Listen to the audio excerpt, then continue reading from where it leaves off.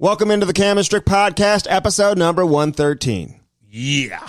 Okay, can I just tell you that I want to make it a national holiday. Nobody should be working the day after the Super Bowl. Oh, I was fucked up this morning. Oh, my God. It's like not even like we had to do a Zoom call about the Blues on Channel 5 local TV. I didn't even know like who the Blues were when we were doing this call. I'm like, what? The Blues? I forgot about it. Who are they playing? I left my house. I have a New Jersey Devils like sweatshirt on. First off, we got to talk about that. No, I'm such a Hoosier. I'm in my parents' Hoosier house in their driveway.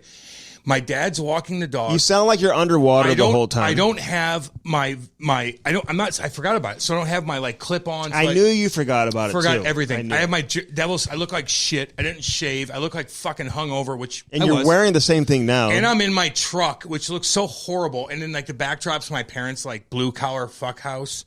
And they're sitting there. And then my parents pull up during the interview, and my dad, who hasn't cut his hair because he doesn't want to go get a haircut because of COVID, he just looks like such a Hoosier, and he comes up and bangs on the window, turning I looks like a fucking kidnapper, like somebody's kidnapping me or something. I didn't notice that. I'm a fucking Hoosier. But so I run into this lady at drop-off. You know, they all want to talk to me, Cam, all the ladies. And no one. Yes, they do. At the drop-off, they wanted to have a conversation. What do they say to you? Are you with Cam? Is that what they're saying to you? No, you know what they said? What? They said, my kids, they go to a school, like a private school, like an all-boys school thing. And they all-boys school. Those are fun. Yeah, they didn't have... He'll be a fucking man. Hey, they didn't have school today because they got off for the day after the Super Bowl. That's kind of cool. Because they won like a raffle, so they got to pick which day off that they get. So all the students said, hey, we're off the day after the Super Bowl. Oh, they're kids. Never mind. Well, they might be. But I'm just like, man, February, see, I don't know what's going on in like Saskatchewan today. And Alberta. Well, or people are skating outside. Or like all the Noofs or anybody, like anywhere else, man, in BC or Ontario, wherever you are. I see people getting arrested, though. No, but like it's so gray here. Like February is the worst month. It's my least favorite month of the year. I can't stand it. It's freezing cold. It's gray. Everybody's in just in the same like depressing mood because it's just like depressing outside. Can I say it's the day after the Super Bowl. Can I say we something? should not be working today. Can I say something for fuck's sakes? I went to a Saturday game.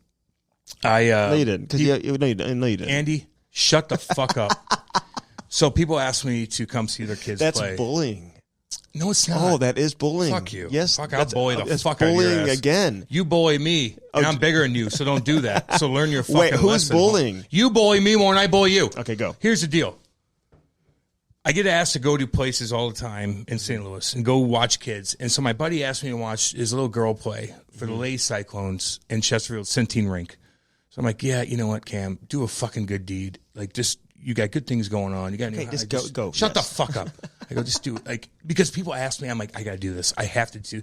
So I went and saw the Lady Cyclones play. They're a 12-year-old team, all girls team, right? Did you give a speech? I gave. I'm setting it up. Hope you had a mask. So I go to Centene. Shut the fuck up. So I go to Centene and I go and I take the girls in the locker room, this and that, and I give them a little pump up speech. And I go, who are you guys playing? And they go, 12 and under, by the way.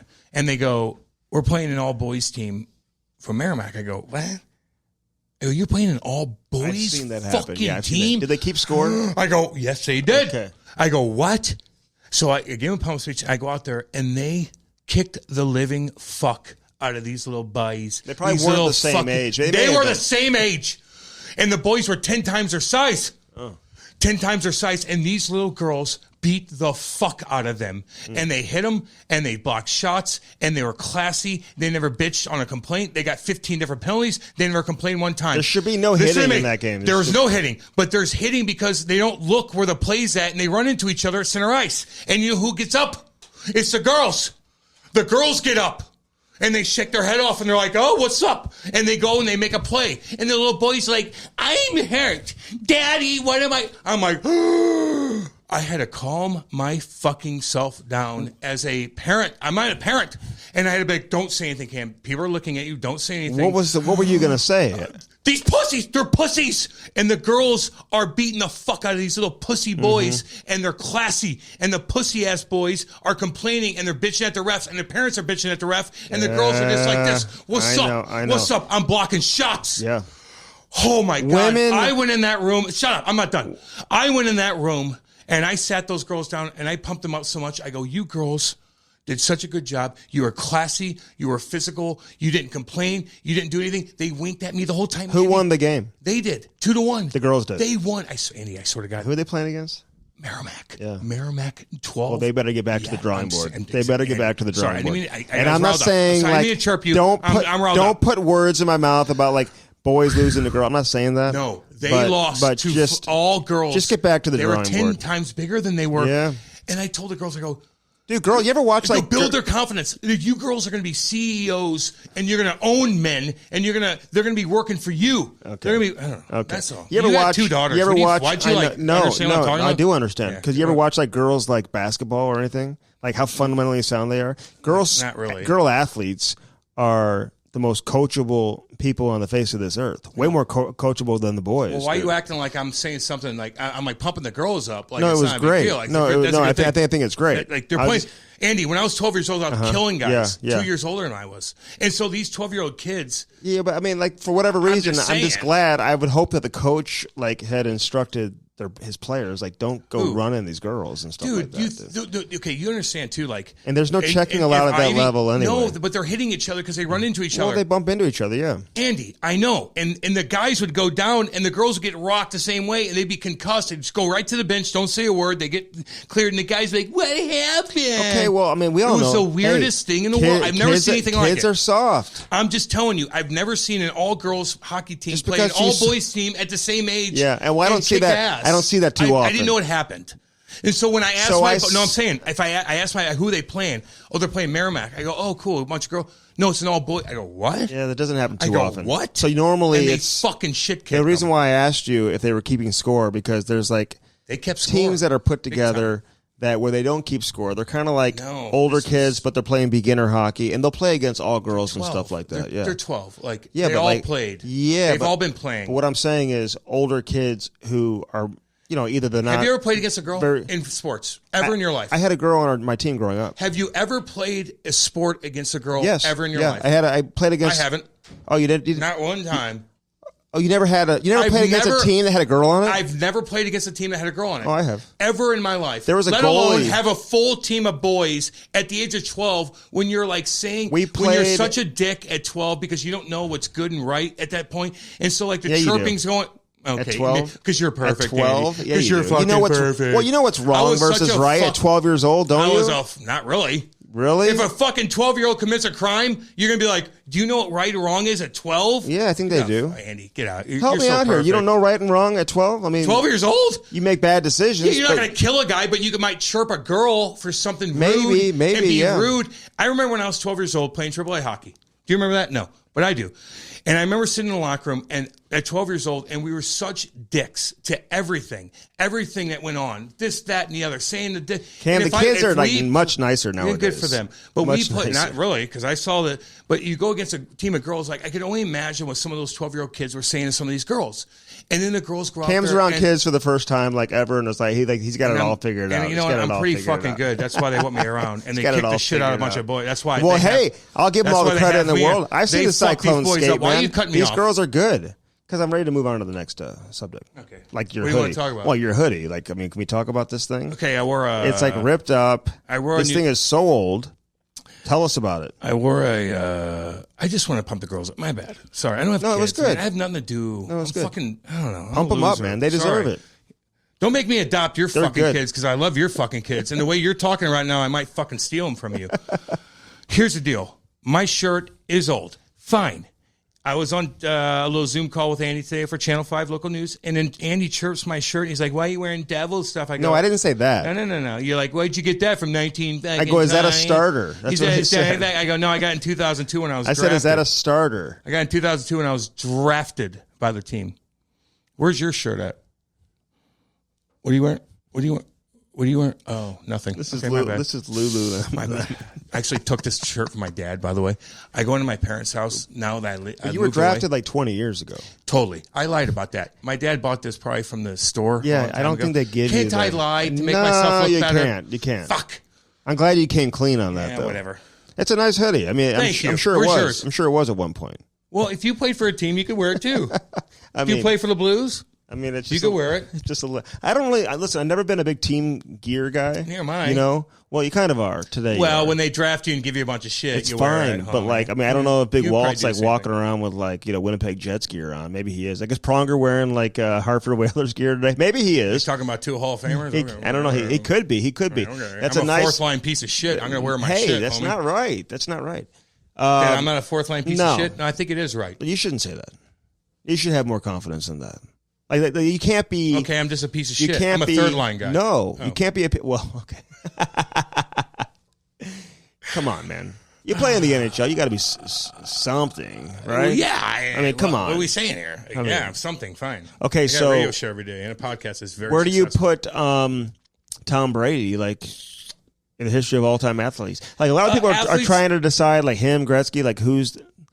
I don't know, man. I'd say you can make an argument for either one, really. I'd say, as far as athletics are concerned, he's not the best athlete in the world, but he's the most accomplished. Well, that's what I'm saying. Football player ever in life. I'm not saying like Russell, he's not Bo Jackson. You know what I'm saying? Yeah, he didn't play two he's sports. Not Deion Sanders. He's not running a 4-2. No, but accomplishments. And the way. Okay, so I look at Tom Brady and his swagger and the way he controls a team and could control not just a team, but like the coaching staff and how they do everything. And like they let Tom have his own trainer and all that shit. And they're like, and Bill Belichick didn't let that happen, but they still won fine. But they're like, no, Tom, you do whatever you want. You take control of the offensive line. You could take control of the offense, whatever the fuck you want to do. And it worked. And he let him do it and it worked. Tom Brady is unbelievable. Can't do that with everybody. And if people are like, he's not a good guy. I told you, just like Drew Brees, he's a better guy than 99% of all you fucks that think he's not a good guy. Yeah. Because he's a better person as a whole than 99% of all you that think he's not a good person. Well, I mean, whatever. We don't really know him as a person, but obviously they're all Christian. Those guys. But he's committed to his craft. I mean, you hear about him getting, he's showing up at like 5. Women around and no, shit. Absolutely not. But he shows up at 5 o'clock in the morning on Mondays. Like he's committed to it. Like charity. You hear. Listen, other great players have been asked about this the last couple of days. About like, could you have played into your like mid 40s? And a lot of these guys are like, yeah, I could have done it, but like, dude, I aged out. Like, I didn't have interest. You know what I'm saying? Like, I got too old. Like, I didn't really care to like hang out with 22, 24-year-olds, 25-year-olds when I'm like 42, 43. A ton of money. And I got a ton of money. And like all my buddies are like, I want to go on golf trips and do things like that. Or how about my family? But he just loves it, man. He's a lifer. And now he's saying he's coming back again next year. So, well, they got a great team. Why wouldn't you? Mm-hmm. So anyway, Tom Brady's up there, man. But could you do that? Like in your mid 40s, go hang out with like, play video games with like Mitch Marner on the road. Fuck yeah. Fucking A. Video games? As long as it's not like Fortnite. If they want to play like Bloodborne with me and shit. Or Bloodborne? Yeah, it's a hardcore game. Is it? Yeah, see, I never understand how to play those games. Yeah, well, you got kids. And I didn't. And I haven't played video games in forever. I'm thinking about getting back into it. I used to play fucking video games when I was playing in a show, chilling out. I'm like, all right, I'm not going to the bar tonight. Okay, I'm going to fucking play this game and like really put my mind into it and play it for hours and hours. And I got obsessed with it. I loved it. Yeah. It was all hardcore games where I have to look shit up and like Bloodborne and like Assassin's Creed and shit like that, where it's just like you're into it. It's like reading a book, but you're in control of it. But you read all these little things it's fucking awesome. What did you think of the halftime show? Yeah, you know what? I even tweeted something out last night. I'm a heavy metal motherfucker. But he's not heavy metal. Oh, he's not, Andy?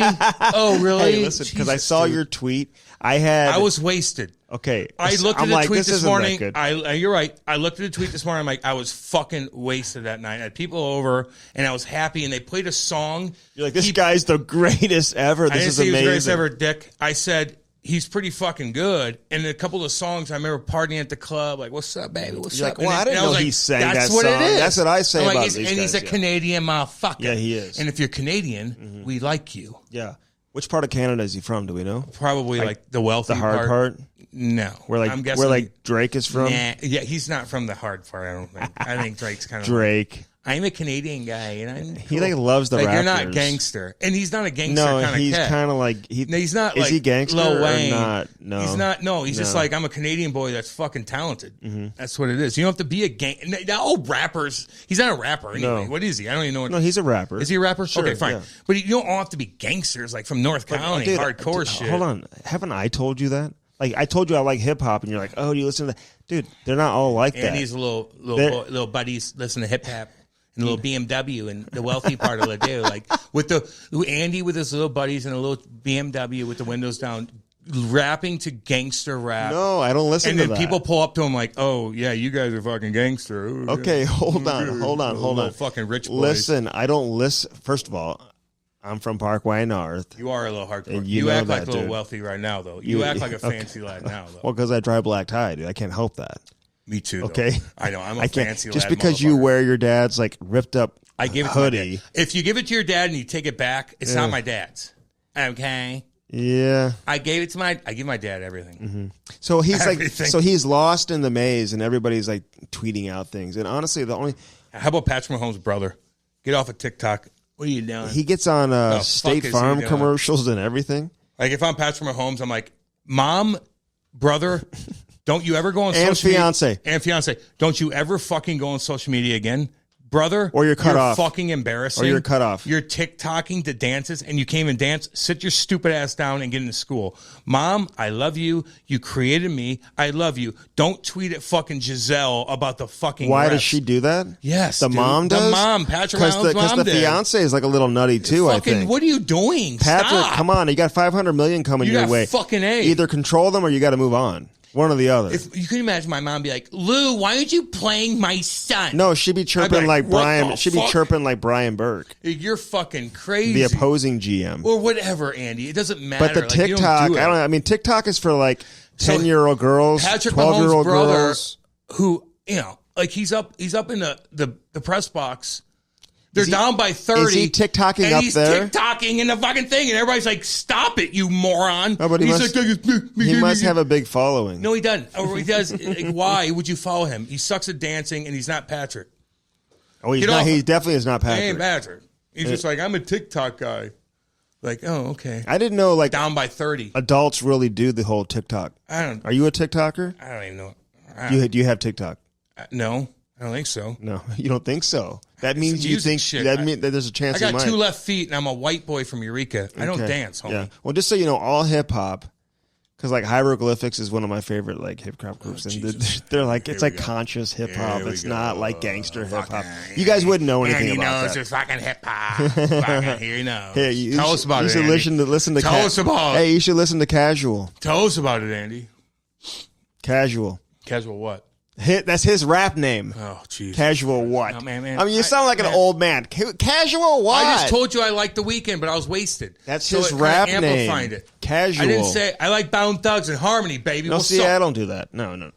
Oh, is it too hardcore? I just don't. Jesus Christ. No, you said you don't like the gangster rap. Anyway, I like a couple of shit. I mean, I like it. I fucking jam out to all kinds of shit. I like techno. I like fucking techno. I like a little techno. Techno May be the worst music that's out there. I mean, cool techno's terrible. Hey, if you get your mind right and you're jamming out on the lake and the boat and Nova Cove and you listen, I'm like, I'm in a fucking euphoric high. Maybe like in Soldier Field or something like that, or like RFK Stadium back in the day. Why would I want to be at a? No, I'm talking about at a lake jamming the music with your fucking buddies and hot chicks and you're fucking chilling there. All the deadheads know what I'm talking about. Like bam, bam, bam. But Andy's got to be at a sporting event so he could write his fucking blog out or something. No. These were concerts at the event, at the stage, like Soldier Field, like concerts. A bunch of dudes. Like that. Oh, there's all types of people. You ever been to a concert, dude? Yeah. Yeah, I went on stage in front of 50,000 people, made out with Kate. Point Fest. Remember I told you that? That was cool. 3 times. That was cool. Who was the band? And the one time no one cheered for me, and it was very embarrassing. Oh my God. I know. I told you that. Nobody knew who you were. It was a weird. The first 2 times I did that, everybody's like, "Who is And then Cam?" the 3rd time I did it, I walk out there, I almost blew a tire, and then no one said anything. I'm like, "Oh hi," and I beelined it right out of the fucking stage. They're like, "Who is this guy?" Like, oh God, is he where are the drugs at? Is he one of these fans that buys a jersey and puts his own name on the back of the jersey? It looks very dickish of me to go up there. You know that guy, the guy who buys a jersey and puts his own name on the back of the jersey. You know? Have you done that? Oh, no. I believe you have. I believe you have. Maybe something you might have done. Back then. Well, I mean, Andy, it kind of happened organically because I got drafted and shit. So everyone's putting up the tweets when you're like when he's like lost in the maze, right? Weekend. Yeah, like Talani's, Telania's. So everybody does like a little meme, and somebody. That's the St. Louis thing. When you're looking for your friends at Telania's. You're looking at your friends at Telania's. But you're in the bathroom. Have you ever been to an IKEA? Andy, I saw you tweeting. It wasn't funny. No, it is. If you ever Andy, been, I saw your tweet. It wasn't funny. You've never been to it because I'm not cheap. Cheap? Is it cheap there? Listen, if there was ever is such IKEA cheap, it was if there was ever such thing. 2 weeks later, let me know. As hell. If you want to know what hell looks like, it looks like the inside of an IKEA. Bro. I went once and I couldn't find my way out of there, dude. I was stuck forever. Plus, you got to make your own shit, don't you? I think so, and it was so hard to get. I was like, get me out of here. We took the whole family too. Like the kids and everything. I watch all your videos because I love your family so much. I love your family so much more than I love you. It's goddamn believable. All right, so Basil McRae's on this edition, man. And Basil, you talk about the history of local hockey here in this area, man. This guy's had a big influence, but he had a great career too, man. He played for a lot of different teams, played with a lot of great players, has some great stories, and he's part owner of the London Knights. The whole London Knights factory is very intriguing to me. Like it's like the 33rd NHL franchise. Well, when you have the Hunters taking helm and they have the money and they built the rink and they own the town, like that's where you want to be. I mean, that's where you want to be. Well, look how many great players came through there too. I remember Dale Hunter. We're getting his fucking ass on, by the way. Oh yeah, I'll call him myself. I think you've tried that. No, because he called guys up. I think you tried the text. No, I didn't. Didn't you? No, Andy. Hi, Andy. He's going to come on. Hi, I'm right here. He's going to come on. Not. So I remember, we partied together last year after Game 6 against San Jose, one of the greatest people ever. And he's like, dude, I'll come on with you. And we weren't even doing the podcast yet. Well, he lied to you. So here's the deal. But he was talking about the radio. Then we've been in touch. He certainly is not going to do that radio show. You know what? A lot of people ask him to do these interviews. So he's like, man, if I do one, I know I'm going to have to do 1 million. But I'm like, no, you don't. No, that's not it. No, you don't. Andy, it's not it. It's the hardcore shit he did that you want to talk about. That's what it is. That's right. Why would you not want to talk about your career? Come on. Just talk about it. Come on. So he doesn't want to talk about hardcore shit, and he's going to, and he will. Hockey therapy. But yeah, that guy, man. We have to change the name of this. You want to be at the London Knights, dude. They got you're the biggest pimp in the fucking league. That's why I asked Basil in this interview. I'm like, how do you handle these cats, man? They're fucking 16 years old, and they're the biggest wheels in town, and all 40-year-old women want to fucking bang them all the time. Like, how do you humble these cats and keep them normal? It was hard. They certainly didn't do it to me in Windsor. Like Patty Kane, Brendan Shanahan, Corey Perry, all these guys that came through there. Dude. Weidman, Rick Nash, fucking. There's a million guys. Bolin to Robbie Shrimp to fuck. Anyway. So you go to juniors, you're in a different world. Dennis Weidman, you're talking about. Dennis Weidman, yeah. If you go to juniors, you're on your own, man. You think those billet families are gonna be like, if you don't do this, I'm going to send you down. No, you're not. What are you going to do? I got drafted and I signed for fucking $400,000. What the fuck are you going to do? Although that's changed now. It's changed now, but you're signed and shit. What leverage do you have over me? I'm gone in 6 months. Well, but here's the difference. What? I think a guy like Dale Hunter does have that leverage. He's got that presence, man, that a lot of junior coaches may not have. Here's the deal. You could have as much leverage. No, I'm just saying, if you're established in the OHL, you have more leverage than the ownership group. He's got relationships with every general manager in the league and coach. He can fuck you. Don't fuck him over. I'm that's just saying, what I mean, man. He's just okay, Andy, no shit. But I'm saying, if the organization is saying you want him on your side, is all I'm saying. Here's how I'm looking at it. Not screw anybody over. No, Andy, I'm saying you got to be bed by 11 o'clock. What? I just signed for fucking $500,000. I'm already drafted. I'm going to hang out with these girls I met the other day. What are you going to do? Sit me? What are you going to do? Maybe. You're not. You're gone in 6 months. But we really need to win the game, too. So no shit. You can't. I don't know. I know. Don't do that, guys. Yeah. I'm just saying. Maybe it's different now. I don't know. Maybe Dale Hunter is different, Andy. You might be right on that. Yeah, I think you could be. What'd you do when you played juniors? Were you wheeling a bunch of chicks? Well, what'd they do? I was, of course. Were they like, Andy, stop wheeling all these girls? They threatened to tell the NHL team. They're like, okay, let Andy do his thing. He's raising money for charity, of course. I'm going to this badass bar. I'm going to wheel all the girls, but I'm going to raise money in the process. And that's a great double duo. Yes. Mm-hmm. All right, man. Yeah. It's time for Basil. Let's get to that. Episode number 113. Dazzle. Brought to you by CarShield and CarShield.com. 800-857-2481. They had a Super Bowl commercial, a local one. Did you see that? Ricky Flair and Ice-T came out and said his first tweet of hockey ever in his life. He's such a good guy. Well, he was kind of dickish on this part, but because he comes out and goes, I just still can't believe there's fighting in hockey. Can somebody please explain that to me? And actually the New Jersey Devils. I could see how people who don't follow the game and haven't followed the game are probably like, wow, but that's so cool, Andy. Let's not follow a sport for fucking 100 years and then all of a sudden go on Twitter and chirp it a little bit, like have some sort of rebuttal against something. Well, we need to find out exactly what he meant by that. How many games you watched? Oh, 3? Go fuck yourself. Go read up on shit. And I was going to tweet that, but I'm like, no, Carshield's involved. So I'm like, go read about it and then figure it out. Or how about you talk to Patty? How about you talk to Patty and some guys that you fucking deal with? Anyway. Well, I don't know if he knows Patty. Well, they're in a commercial together. Well, I don't know if they was all done together or not. Well, if you're going to tweet something out, like, how about you say, like, maybe I could, like, call a couple cats. Like, if Ice-T called any hockey guy. Don't take offense to that. It's all good, man. People have opinions. Ice-T, I got your back there. Ice-T. Of course you do. I know all this music. It is this fucking Andy with his boys and that Beamer and 90 fucking 9. No. That's not Ice-T. Like, I'm cool. I'm a gangsta. Dude, I had an 86 Mercury Lynx. Yeah. And I had a 72 Mustang before that. Really? Oh, yeah. And people used to come up to me and ask Mustang? me what kind of engine it was, if it was a 351 Windsor or Cleveland. And I was like, man. And I never knew the answer, and I would just, like, make it up. People would ask me. And, like, the Hoosiers would be like, hey, you want to meet at 7-Eleven and, like, race? Yeah, down Lindbergh. Don't do that. And I would do it. I never lost.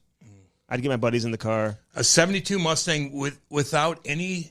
It had bullet holes and rust. It's so funny. Andy says he wins all the race on Lindbergh Boulevard with all those fucking Hoosiers that have all these stock cars. We wouldn't get on Lindbergh. All these stock cars, and Andy's got a 72 Mustang. He doesn't even know what engine's inside. No, I don't. And he's beating teams. And I would win. Yeah, I know you would. Dude, it was fast as hell. You're beating a fucking with no Chrysler fucking Sebring or something. Get out of here. You know the guys that would hang out at 7-Eleven with their windows, with the hoods of their car just popped for hours? Yeah, I did. What are they doing? Like, they're staring at the hood, at the engine for 3 or 4 hours? I can't hang with those people. No, I just don't. When you're 16 years old, that's what you're doing. No, you don't. Well, what were you doing at 16? Writing blogs? No. If you had a cool car, that's cooler than what you were doing. I had a cool car. So my point is, put the fucking hood up and act like a pimp and bang some chicks or something. Joke around or whatever. Well, no, you didn't say that. You said you were chirping the guys. Those guys are banging all the chicks. I'd be like, let's go. Look, if you have a cool car in high school, you're a pimp. It wasn't that cool. It sounds cool, but no one makes money. No one does anything. It had rust all over it, and it had bullet holes all over it. I mean, that's how gangster I was. I mean, honestly, I had bullet holes all over my 72 Mustang. So fucking no, seriously, this is how much street cred I have, and I have so much more than you. It's amazing. Hey, Car Shield. Oh, God. 800-857-2481. Get that protection. Get that protection. You know you need it. Be calm, Cam. You're good. You know you need it. Be nice to Andy. Hey, I'm doing a read. I'm doing a live read. Be nice to Andy. You want to finish it up? Look, Car Shield. I'll tell you this right now. Come on now. They're the real deal. Do you see that commercial? Ric Flair and that Woo! Doing their shit. Ryan O'Reilly looks handsome as shit. Patty Maroon with the hair looks great. Everybody looks good. He was like frozen on the screen for a minute. Car Shield's awesome, by the way, because they support the hockey people. I know they're fucking awesome. They put their money and they're easy. I told you my starter went out, and when everybody's like waving to me, like, my starter didn't work, and everybody's like, oh, are you leaving? No, my starter didn't work, and it was very embarrassing. Yes. But I called Car Shield. They came down. What'd they do for you? What'd they do? Well, they hooked me up in 2 seconds. Yes, that's what they do. I looked like a pimp when I was waving. Then I looked like a dick because my car didn't start. And then I called Car Shield. No, you called me first.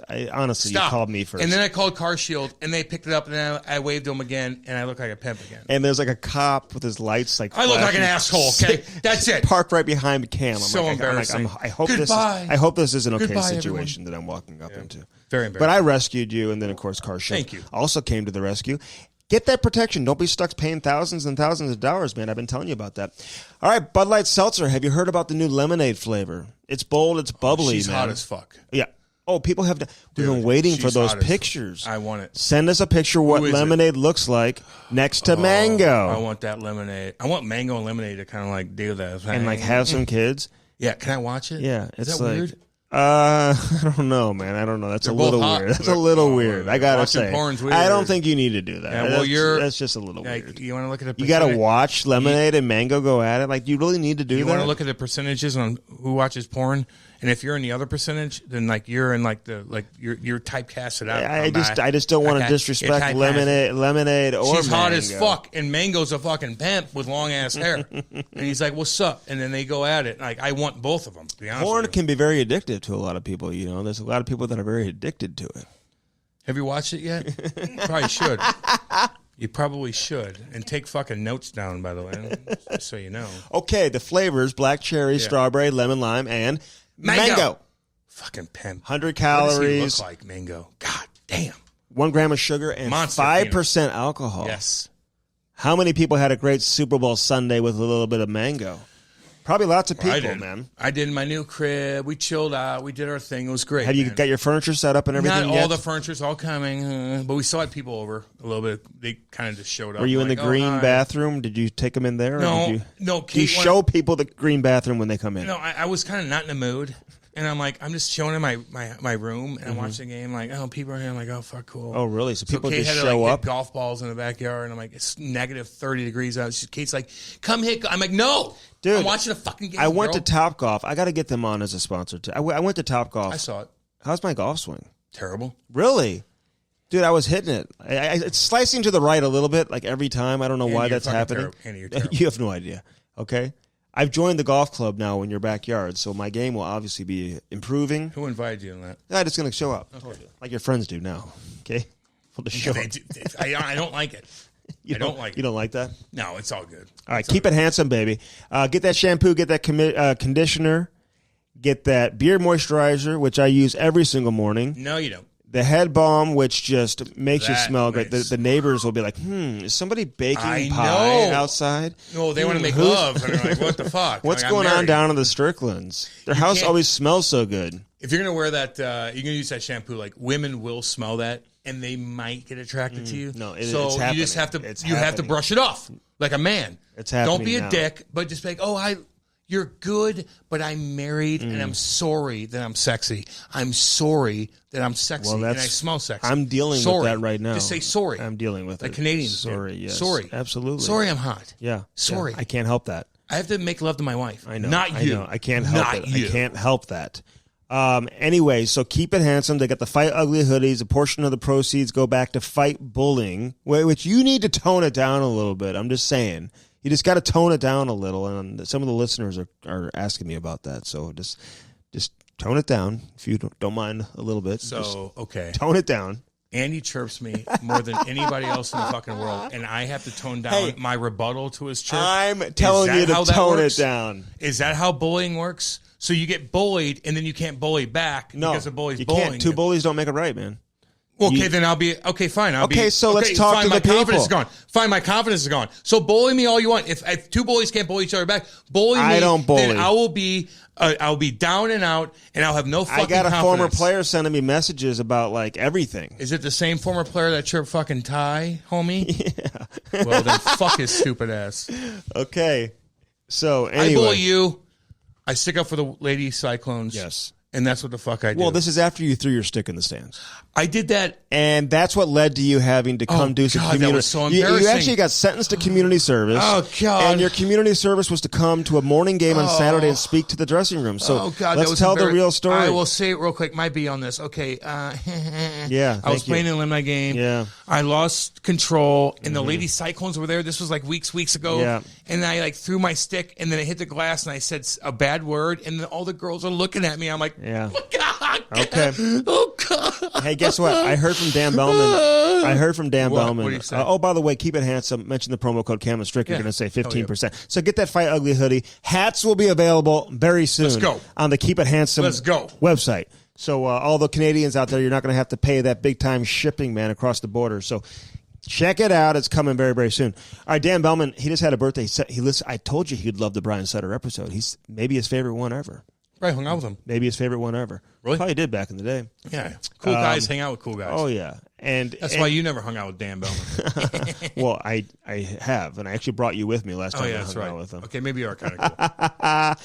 Dan Bellman knows what's up, and sort of the people who work for him, they all do. In Troy, Missouri, man. I mean, that's lovely, by the way. Should be their marketing slogan. We know what's up, because they really do, dude. Or your wife can come by. Or your wife can she's come. Not getting fucking creeped out. No, like she's all the not. other No, she's not. dick motherfuckers. Cadillac, Buick, GMC. Other side of the street, they got the Chrysler, the Dodge, the Jeep, the Ram, including the pink Jeep 2-door small wheels. I want that. With a little flame on the side. Cam's looking for that. Maybe, what are those things? I want that flame. What are those things with the guy who's like peeing on the other car? You know the sticker, the Ford. Yeah, What's the question? What is that? Why are you asking me that? That's so hooge. It's kind of where my territory. Is it? That and the ball sack. I know people still do that. Not on a Bellman car. I hope not. Andy, I saw a couple. Hope they don't do it on a Bellman car. I went to my parents' house today, and you saw a couple of those. Yeah, and a couple ball sacks. I just can't believe. And a vagina. It was kind of cute. Oh, really? Yeah, that's hanging from a car. I saw 2 ball sacks and I saw a vagina. I'm like, oh, I'll follow this one. Wow, I didn't know that they made those. Yeah, it was cool. Really? Is that new? Yeah, it was some hot chick driving. Okay. Yeah. Like, so wow. Check out Bellman.com. And again, see what it's all about. If you have a car sitting in your garage driveway, you don't know what to do with it, man, they will buy it. Damn right. Yes, they will. So check it out. Bellman.com. Dan Bellman is the man, and happy birthday. And find him on Twitter or something. Just say happy birthday, man. Yeah. Just say happy birthday to Dan the man. 20 days late. That's okay. That's okay. We continue to celebrate. Also, Victor Hockey, at Victor Hockey USA on Instagram and Twitter. And then VictorHockey.com, that's the website. So, again, man, we appreciate all the support. He has made some great hats collaborating with us. The Cam and Strick hats available right now, camandstrick.com. So check those out, and check out all the hats and the hoodies and the T-shirts that our boy has over there at Victor Hockey USA. And also Black Tie.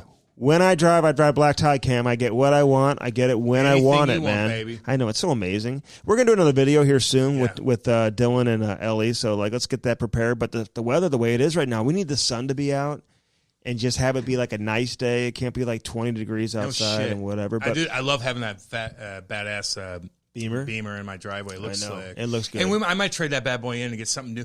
Look, it's going to be like negative 48 degrees. You see the cars they're getting, though? Check out their Instagram. I'm like, dude, I want, once the fucking, everything's Jaguars? Is it a Jaguar or Jaguar? Why would it be Jaguar? That's how they say it on the commercial, Jaguar. It's Jaguar.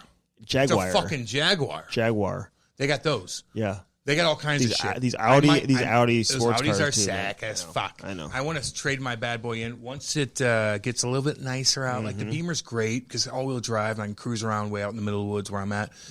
But I might want something sexy as fuck. Dude, I'm driving something sexy right now. Actually, no, I'm driving something sexy. Did I tell you that right now? The Porsche Macan. You and sexy just doesn't coexist. What do you mean?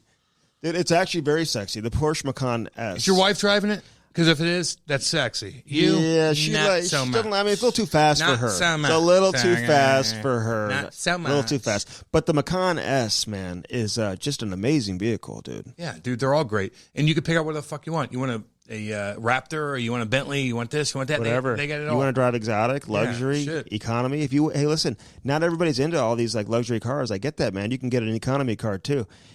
Car insurance is included. You walk away, all you have to pay for is the gas, and it's cheap. You can do it for the weekend. You can do it for a long week. You need a nice ride because you're staying home for a stay vacation. You want to drive something nice for the week, man. You can do that. You want your girl to drive you around in a Corvette and look sexy as fuck. You got a big my date. Wife used to do Restaurants are opening, and you want to go out, and you want a car for the... Hey, nothing sexier when your wife's really hot, and you get a badass fucking vet, and she drives you to the club and pulls up VIP, and you get out, and you're jamming out to fucking heavy. Listen to me. I disagree with this. And you listen to heavy metal, and your fucking hot-ass wife's driving a badass stock car. This is not true. That's the shit kicking this motherfucking shit in the world. Because she's driving you. She's the fucking badass bitch. I don't understand this. I people who let their wives drive, I've never understood that. And drinking all day. Of course she's going to drive. Is that what it is? Of course. And she looks sexy doing it. So she drives me. So Kate drives you? Yeah. A lot of times? Yeah. For sure. Okay. Yeah. Is that not sexy? Not really. Am I sexier driving it? Fuck no. No, I just you're the man, dude. You should be driving. No, actually, I'm the man. People are texting me left and right, calling me the man. They got Is the man better than the woman? You better swing yourself, homie. They got music videos and everything. Remember we were talking about that a few episodes ago? What? The man, and he's the man. Dude, I'm getting so many messages about that. It's hilarious, dude. Our listeners are the best, dude. Our listeners they're are the chirping best. I love it. They are so funny. No, but seriously, if your wife drives a badass car, it looks sexy. Okay. All right. You know who is a badass? Is Basil McRae. Dude. Damn right. You want to get to the interview? Yeah, let's go. Okay, well, exit. Episode number 113. Basil McRae. Check this out. People are going to love this one on the Cam and Strick Podcast. Hello? Basil. Dazzle. What's going on? Oh, man. Okay. Are you ready to roll or what? Listen, we just hit record, and then we go. And then we just go. And we just go with our conversation. And who's all on the line here now? Cam? Do you know Cam Jansen? Cam Jansen, 117 overall. I met him once. You know what? I met him once or twice. I I don't know if I'd recognize him if I seen him. I always had the odd fight, but the odd fight. The handsome guy that my mom and dad used to watch you jogging with no shirt on. They miss you doing that, by the way, in Wildwood. Hey, why didn't you bring Cam to London? Let's get the honest truth. Let's get that out of the way. Tried to, but his dad had a deal with Windsor. Gave him cash. Is that what it was? Like, was Denny Jansen, like, was he driving around in a brand new Escalade right after he got to Windsor? The Hunters used to have an Adidas bag full of Canadian money, and his dad had no idea what Canadian money was. So. My dad had a Bentley with a termite treating thing on the back of it. That's what he did for houses. Hey, is that how it works in London? Like, you buy all your players, or what? You know what? That's what they accuse us of. So hey, might as well go with it. Yeah, but you have the setup for that, though. That's why you have a beautiful setup and the people in charge that attract everybody. So you can point and say, "You want to come here?" And they do because you have the setup, though, right? Yeah, no, exactly. It is a nice city. I know Cam. Well, London's more like Chesterfield and Town and Country, where for Canadian standards, and Windsor's more like Eureka. Probably where you're from, right? Yeah, exactly. You're right at home in Windsor. I'm so glad you said. Hey, that's the perfect way to describe it. Perfect way to describe it. But people may not know Basil McRae. They know of you being a tough guy and all this stuff. But you are part owner of the London Knights. And you used to be the GM of the London Knights. Now you're the assistant GM of the Columbus Blue Jackets. So we'll get into that in a little bit. But London, you have the advantage over the other teams from that standpoint, right? I mean, just in terms of how nice it is. Well, I think why we have an advantage first and foremost is Mark and Dale. I mean, everybody knows who the Hunters are. And you know what? It wasn't that way the first few years. And once then we got the facility. And, a facility like that, if it's empty, is not an attraction either. So, I mean, the people in London really got behind the team early, and they, just continue to produce good teams and good players. And I mean, it's a great city too. I mean, the location for the kids for busing and everything for travel. I think majority of the teams, almost all the teams we played in our division, were like 2.5 hour bus rides. So we didn't have any of the long hauls. So. Location was great. City was great. Perfect building. So, and then of course the icing on the cake is Dale being the coach. Yeah.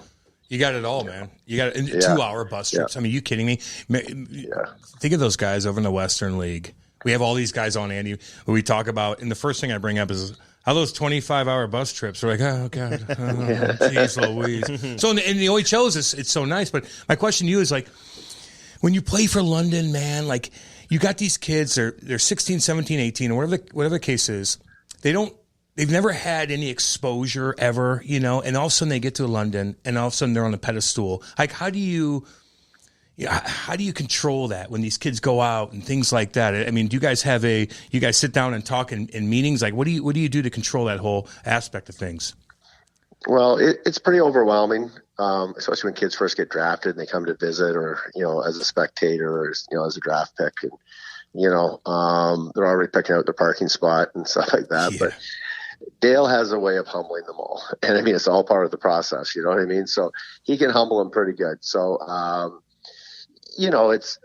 think it's again how Mark and Dale bring them down to their feet. I mean, you're talking two guys that in their time off, are farming. They're driving their combines. They're not, at the hunt club or anything like that. So they're pretty humble guys. And, secondly, we've always had, which we think is very important in London, is that we have a lot of, veteran leadership. And I hate to use, Cam, this will drive you crazy, but you hear this cliche all the time, our leadership group. Well, I mean, we always did have a good, if you want to call it leadership group, I like to call it just good veterans that were responsible, mature, especially our overage kids. So, we had kids there. I know when my son played there, a guy named Scott Arson. And people in hockey might not know who Scott Arson is, but the kid was valedictorian and, went to, after his days with the Knights, went to the Ivy School of Business and aced it. You know what I mean? And he was just he was our captain and played his overage. And, we had, just a lot of older guys that were mature kids and good citizens. So I think that really helped as well. What's the selling point, though? First off, I thought it was hilarious. Like, Matthew Tkachuk, like, when he's like 16 years old, and like a full-on, like, press conference. You know? He's got like a press conference. Yeah, that's what I'm talking about. And it's like, and I remember laughing about that with him and like Big Walt and everything. But what are you selling, though? Like, to get these kids to come there? Because it seems like London's consistently good. What's the selling point? What are you telling these kids when you recruit them?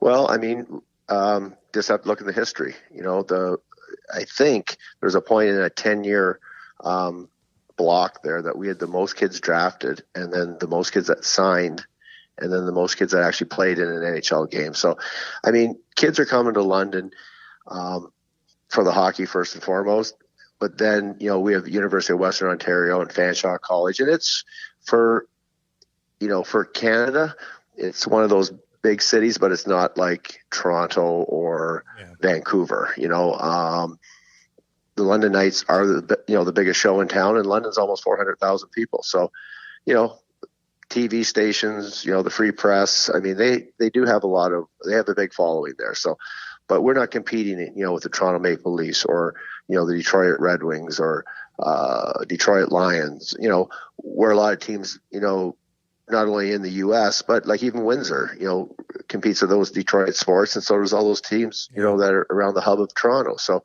we're kind of like just stuck out there in, you know, a little city and out in, you know, Western Ontario. So competition's not really that, you know, we are the show in town, and, you know, big population. And I mean, London Knights have been around since 1967. You know, Darryl Sittler was played in the inaugural team. So, you know, some great history as well. He played for the Leafs, and he had 10 points in one game. Anyway, explain this real quick, Basil. The Billet family situation. And I remember going to Windsor, and I was with an 85-year-old couple who watched me sleep at night, and my parents kind of got weirded out on that. So so these kids have to go in, they stay in a Billet family. For people that don't know, it's a family that brings them in. So explain that situation to everybody, and like, how do you judge the Billets? You all heard horror stories on so many different levels, so just explain that whole concept real quick.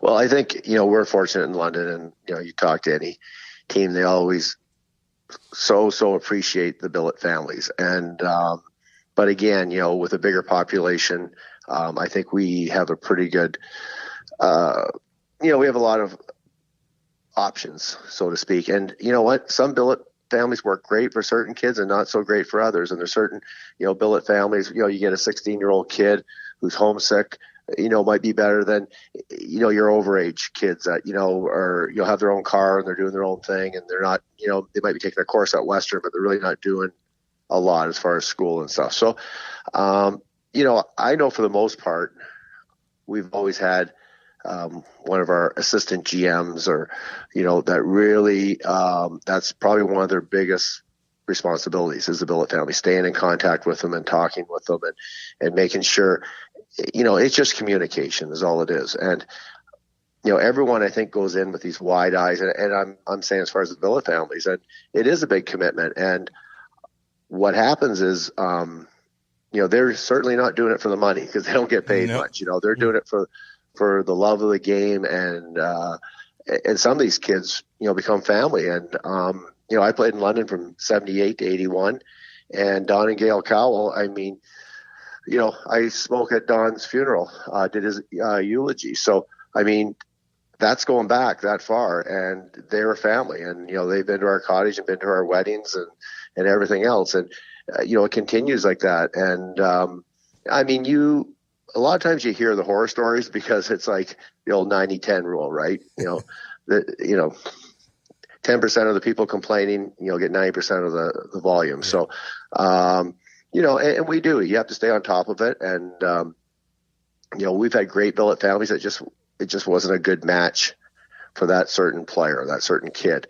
And, you know, a lot of times it's the kid too. It's the family interfering. It's not the Billet families. I mean, they're doing their best and everything else. But, you know, these families open up to these kids and their parents and their families. And it's a big task.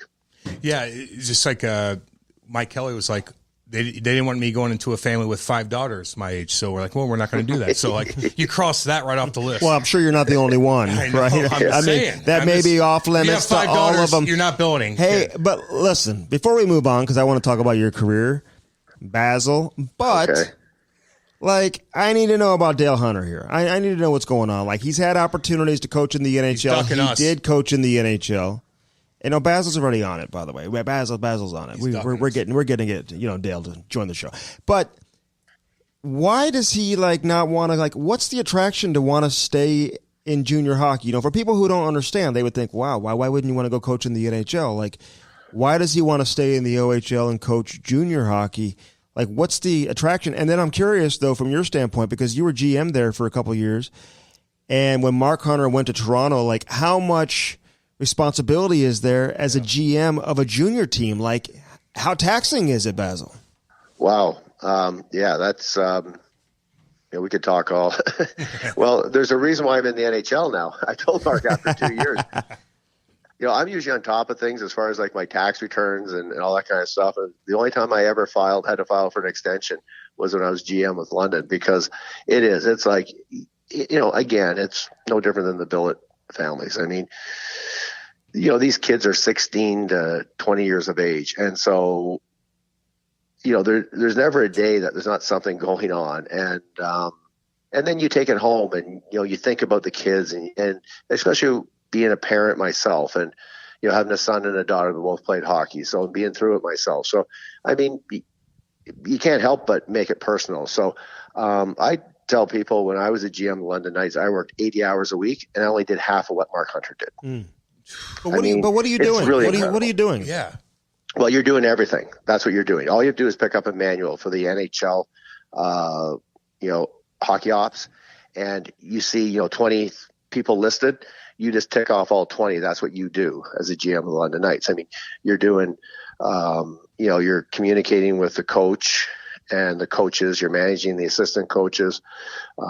You're scouting a lot. I mean, the draft is huge, as you know, Cam. It's all about the draft. And so you're scouting and you're managing your scouts. And that's a big job, too, because a lot of those guys, I mean, they're doing it for the London Knights jacket and beers and chicken wings, during the tournaments. Mm-hmm. And so, you're managing them. And then you're managing, what's going on in the rink and, the operations. And then, of course, the huge job is, your players themselves and managing, the NHL level, you deal with the player and the agent. And mostly the agent. But in junior hockey, you're dealing with the parents, the billets.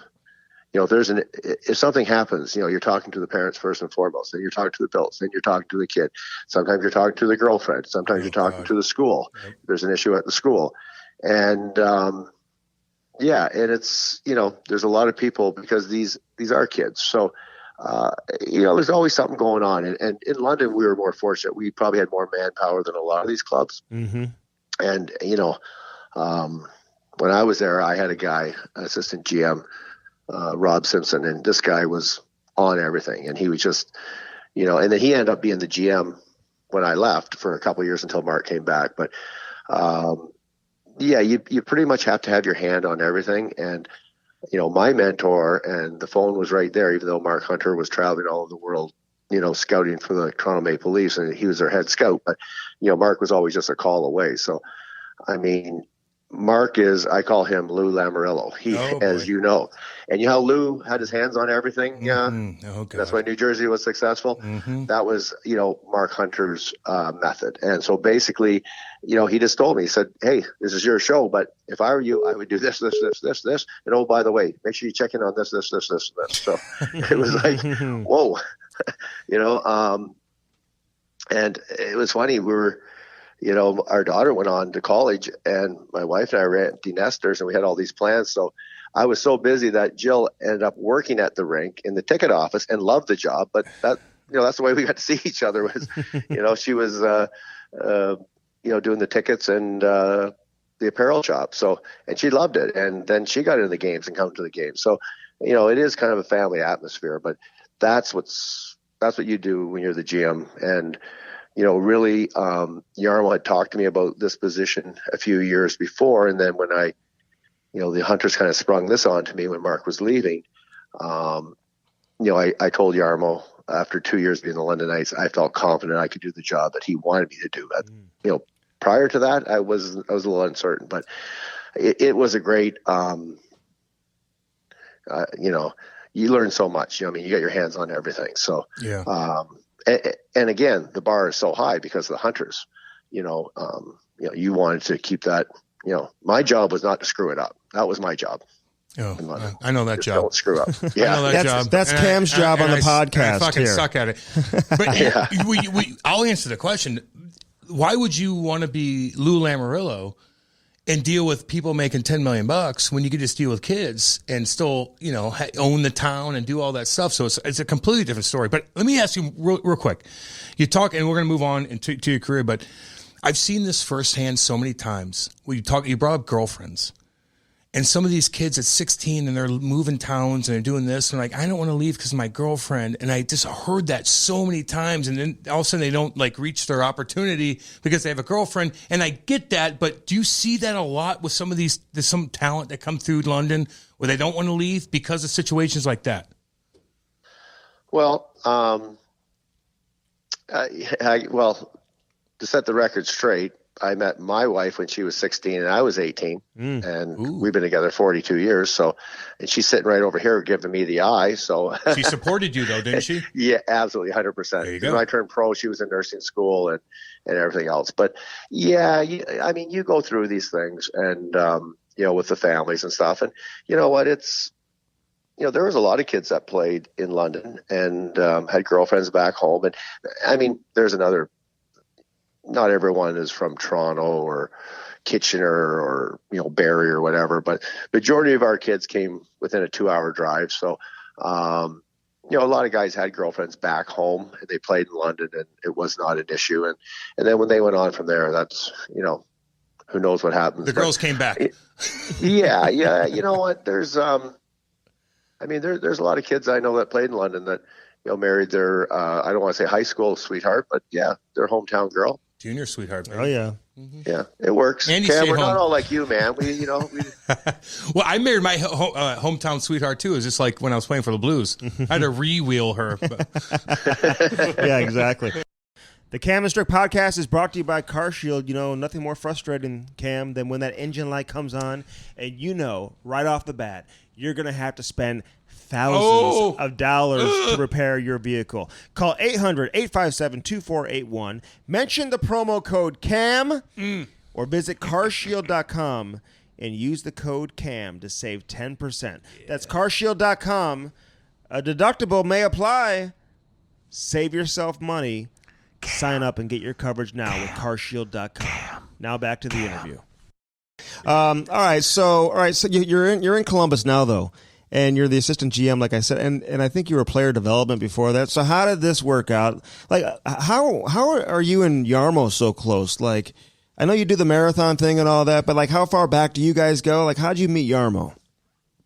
Well, I was in London at the time, in St. Louis at the time. We were moving back to St. Louis or to London. I'm sorry, we were in St. Louis. We were moving back to London, and I had a meeting one time with Larry Plow and Al McGinnis and Jarmo, and being in London, I knew a lot of the kids as far as who was going to be in the draft and stuff, and they needed a part-time scout, so Jarmo was the head scout for the St. Louis Blues, so I worked part-time for them, and part of it was that my son was playing for the Knights, and I didn't really want to, Mark and Dale were both coaching, and Dave Gagne was coaching, his son was on the team, and I guess more than anything, it was time for Philip to have, he had Dale Hunter as a coach. He didn't need me on the bench, right? And so, I did some part-time scouting and got to know Jarmo. And at the time, him and I were both running, and he had already ran a marathon, and I was training for one. So I think that's where it started. But, we had worked together with the Blues for about 5 or 6 years. And then actually, when Jarmo went to Kocur, he had me come over. I lasted about 3 weeks. I was doing he had changed coaches and wanted me to come over and coach. But I just, I spent 3 weeks there helping the new coaches and stuff. So, we've had a lot of different, things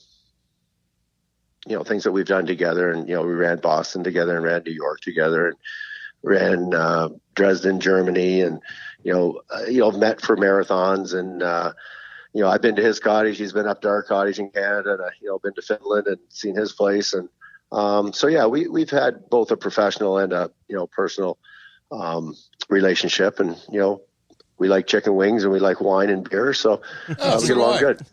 Yeah. Maybe I can work for you. Okay. So you were a part-time scout with the Blues. And listen, like whenever you have a son who's playing, like, that birth year, like I get it, But when Philip was drafted by the Blues, and, listen, you hear the whispers like, oh, they only drafted him because he's Basil McRae's son. He's from St. Louis. And I remember JD calling me and really putting that, he's like, you got to put that fire out. Like that has nothing to do with it. But were you concerned about that? Did you want him to come to St. Louis, or did part of you say maybe it's better if he got drafted by a different team? And not playing a line with me. Yeah, his first game, Cam Jansen's like, really? This nightmare is continuing. Oh my God! Well, he's like, this is the NHL. That time out. This is the NHL. I treated him so damn good. No, we had fun together. So go ahead. He didn't score any points, but whatever. Yeah, you know what? That's all water under the bridge. And life goes on and everything else. And there was, definitely mixed emotions. And things happen, and it's like I said, would it have been different? Yes, maybe. Maybe he would have never played a game in the NHL. I don't know. And I think Philip understands that too. And it's a dream for any kid to play in his hometown, but yet it is a lot of pressure. And sometimes it works and sometimes it doesn't. So I think he was drafted in the area that he was rated. Mm-hmm. I actually thought he might have went a little bit earlier than when our picks came up, but, it happened. And, I know there was a time too when there was Paul Stastny went in the second round to Colorado and the Blues had passed on him. And so, you never know. Right. And, but, I think his memories and he's still a, St. Louis Blues fan. And, when they won the Stanley Cup was, he had, mixed emotions. He played with a lot of those kids, but, on the other hand, he was very happy for those kids. So, I'm proud of him. And, he has played in the NHL and he has scored a goal in the NHL and he's a good kid. So, you always want the best for your children. Yeah, no, he's great, and he's doing great stuff right now with Total Package Hockey here in St. Louis, and getting that off the ground. But real quick, like when you're on the staff and the player they're considering is the son of somebody who's on the staff, do they ask you? Do they say, "Hey, we're going to take your son here"? Like, were you given a heads up? Yeah. Do they say, "Are you comfortable with this?" Like, how does that work? Well, you have your list, but you know what? At the end of the day, when they talked about, Philip directly, I was left, like they had me leave the room. So, because they had their, did their background checks and all this and that, Yarmo at the end of the day, and I was part-time. So I was just a regional scout. So, they have their list and they have their, they go by it and they do their background work and all that kind of stuff. So, you see a list and you're kind of thinking going to the draft, that probably won't happen. And then it's getting closer and closer and you're like, shit, so yeah, it was mixed emotions for everyone. So, but like I said, it's, his time with the Blues and getting an opportunity to play and especially get to play with Cam, the memories he'll never forget. I got an assist on his goal, by the way. I did. We skate now with the alumni, and he's actually better now. So I can only imagine what Philip is going through. I get pucks out of the zone when he was playing in the NHL. All right, so let's go back to like the 80s. Like you're playing with the Quebec Nordiques, the Stastny brothers. Yeah. Like you're a part of that when they come into the NHL. That had to be wild just to see them like all of a sudden find their way to North America. But how'd the whole fighting thing come about for you? Was that always like something you liked? Was that always a part of your game? Like entering professional hockey? Like take us through that. Well, when I played junior hockey, I had a lot of penalty minutes, but, scored 30 goals in junior hockey. So, we all want to, right, Cam? We all want to play. We all want to score. We all want to be known as a hockey player, not a fighter. So, I had played early in Quebec in my career at 20, but really didn't figure it out. And then all of a sudden, I'm in the minors for, I was up and down my first 2 years, and then next 3 years I'm in the minors, and it's like, man, guys are driving some pretty nice cars, better cars than I am. God. So, I scored 30 goals in the American Hockey League too. And I'm like, okay, I got to change something here. Instead of just, fighting when it comes my way, I got to start looking for it. So, I made a decision, and it was, an economic decision. And I'm not, it was the greatest years of my life, and I have zero regrets. And, I do have a little bit of, I listen to some guys, that, I was made to fight and I was this and that. I was like, heck, it was, trust me, I wanted to do it because I like the paycheck. It wasn't, and, it was a big part of the game in the 80s and the 90s. And I think Cam could vouch for this. Like, a lot of people would say to me, don't you wish you were 10 years younger? You could have made a lot more money. And I said, yeah, but what if I was 10 years older? Wouldn't have made any money, And, they talk about today's game. They go, look how much money you'd make in today's game. I was like, no, because I wouldn't be playing in today's game. It's so fast and so good. And there isn't any fighting, right? So, well, yeah, you would. Though. Wait. Time out. You don't think you'd play in today's game as a big power forward, really? Well, you know what? I don't know, because the equipment and the training and everything's different. So I probably would have been maybe a little bit faster, but you know what, Cam, the game today is pretty fast and pretty skilled. And I don't know. I'm being nice to the guys, I guess. Yeah, you're being too nice. Totally. Yeah. You would have figured it out, dude. Are you kidding me? Well, you know what? I think that's, you nailed it right there. You have to figure it out. Yeah. Well, and the era I was playing, I had to figure it out. Exactly. And the fighting got my foot in the door, and then, I was able to play for 12 more years once I got in. So, and you played a long time yourself, Cam, but you figured it out. You took care of business, what you had to do. And, it's the greatest job in the world, I think. So, I have zero regrets how I just wish I would have figured it out even earlier, so I wouldn't have had to make those bus trips all the time in the American Hockey League. Because I saw that. I'm looking up all your shit, and I'm like, okay, so you're up and down, and then you got sent back down. So anytime, if all you guys are listening, anytime you get called up and you get sent back down, you're a peacock in a room, right? Especially when you're young, you're like, fucking A, I could do this. And all of a sudden, you get called back up, sent down, okay, fine. But then you don't make the team again, and you got to figure it out again. So everybody looks up to you when you get called up and sent back down in the minors. But then you keep going back and forth. Was it frustrating that third year, not making the team and shit like that? Like, that must have been really tough for you. Yeah, you know what? I think, because this is what I tell young kids all the time when I see them. And they're up and they're down, and, all of a sudden they lose hope. Yep. And, and I say to them, okay, I'll tell you what. I was recalled 17 times before I made it. So, you can start feeling sorry for yourself once you get set down 17 times. You never know. Like I seen the other day, there was a kid, what team was it? Played his first NHL game at 28. Yep. Who was it? We had Derek England on the other day. We had Derek England. He played his first NHL game at 27. Played 12 fucking years. Yeah. There was a guy who played the other day, and I apologize. I'm skipping. Who was that? He was a French kid. He played in the Quebec League, and then he played at University of New Brunswick. Delorier? No. Starts with an M. I think he's played one game. Played his first game. I was just watching. They said, yeah, it was with his first NHL game. I thought, you know what? That's cool. And I tell kids, I love the movie Dumb and Dumber.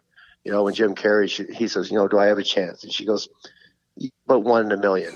And he goes, I've got a chance. And I always, you always have a chance if you play. You never know. Yep. And, there's kids that play in college and then they bounce around in the East Coast or American League, and all of a sudden they go to Europe. And then all of a sudden at 26, 27, our pro scouts will say, geez, there's this guy, in Europe, he's dominating the KHL and the Swedish Elite League. Next thing you know, he's in the NHL. So, I think in my career, I was starting to lose hope.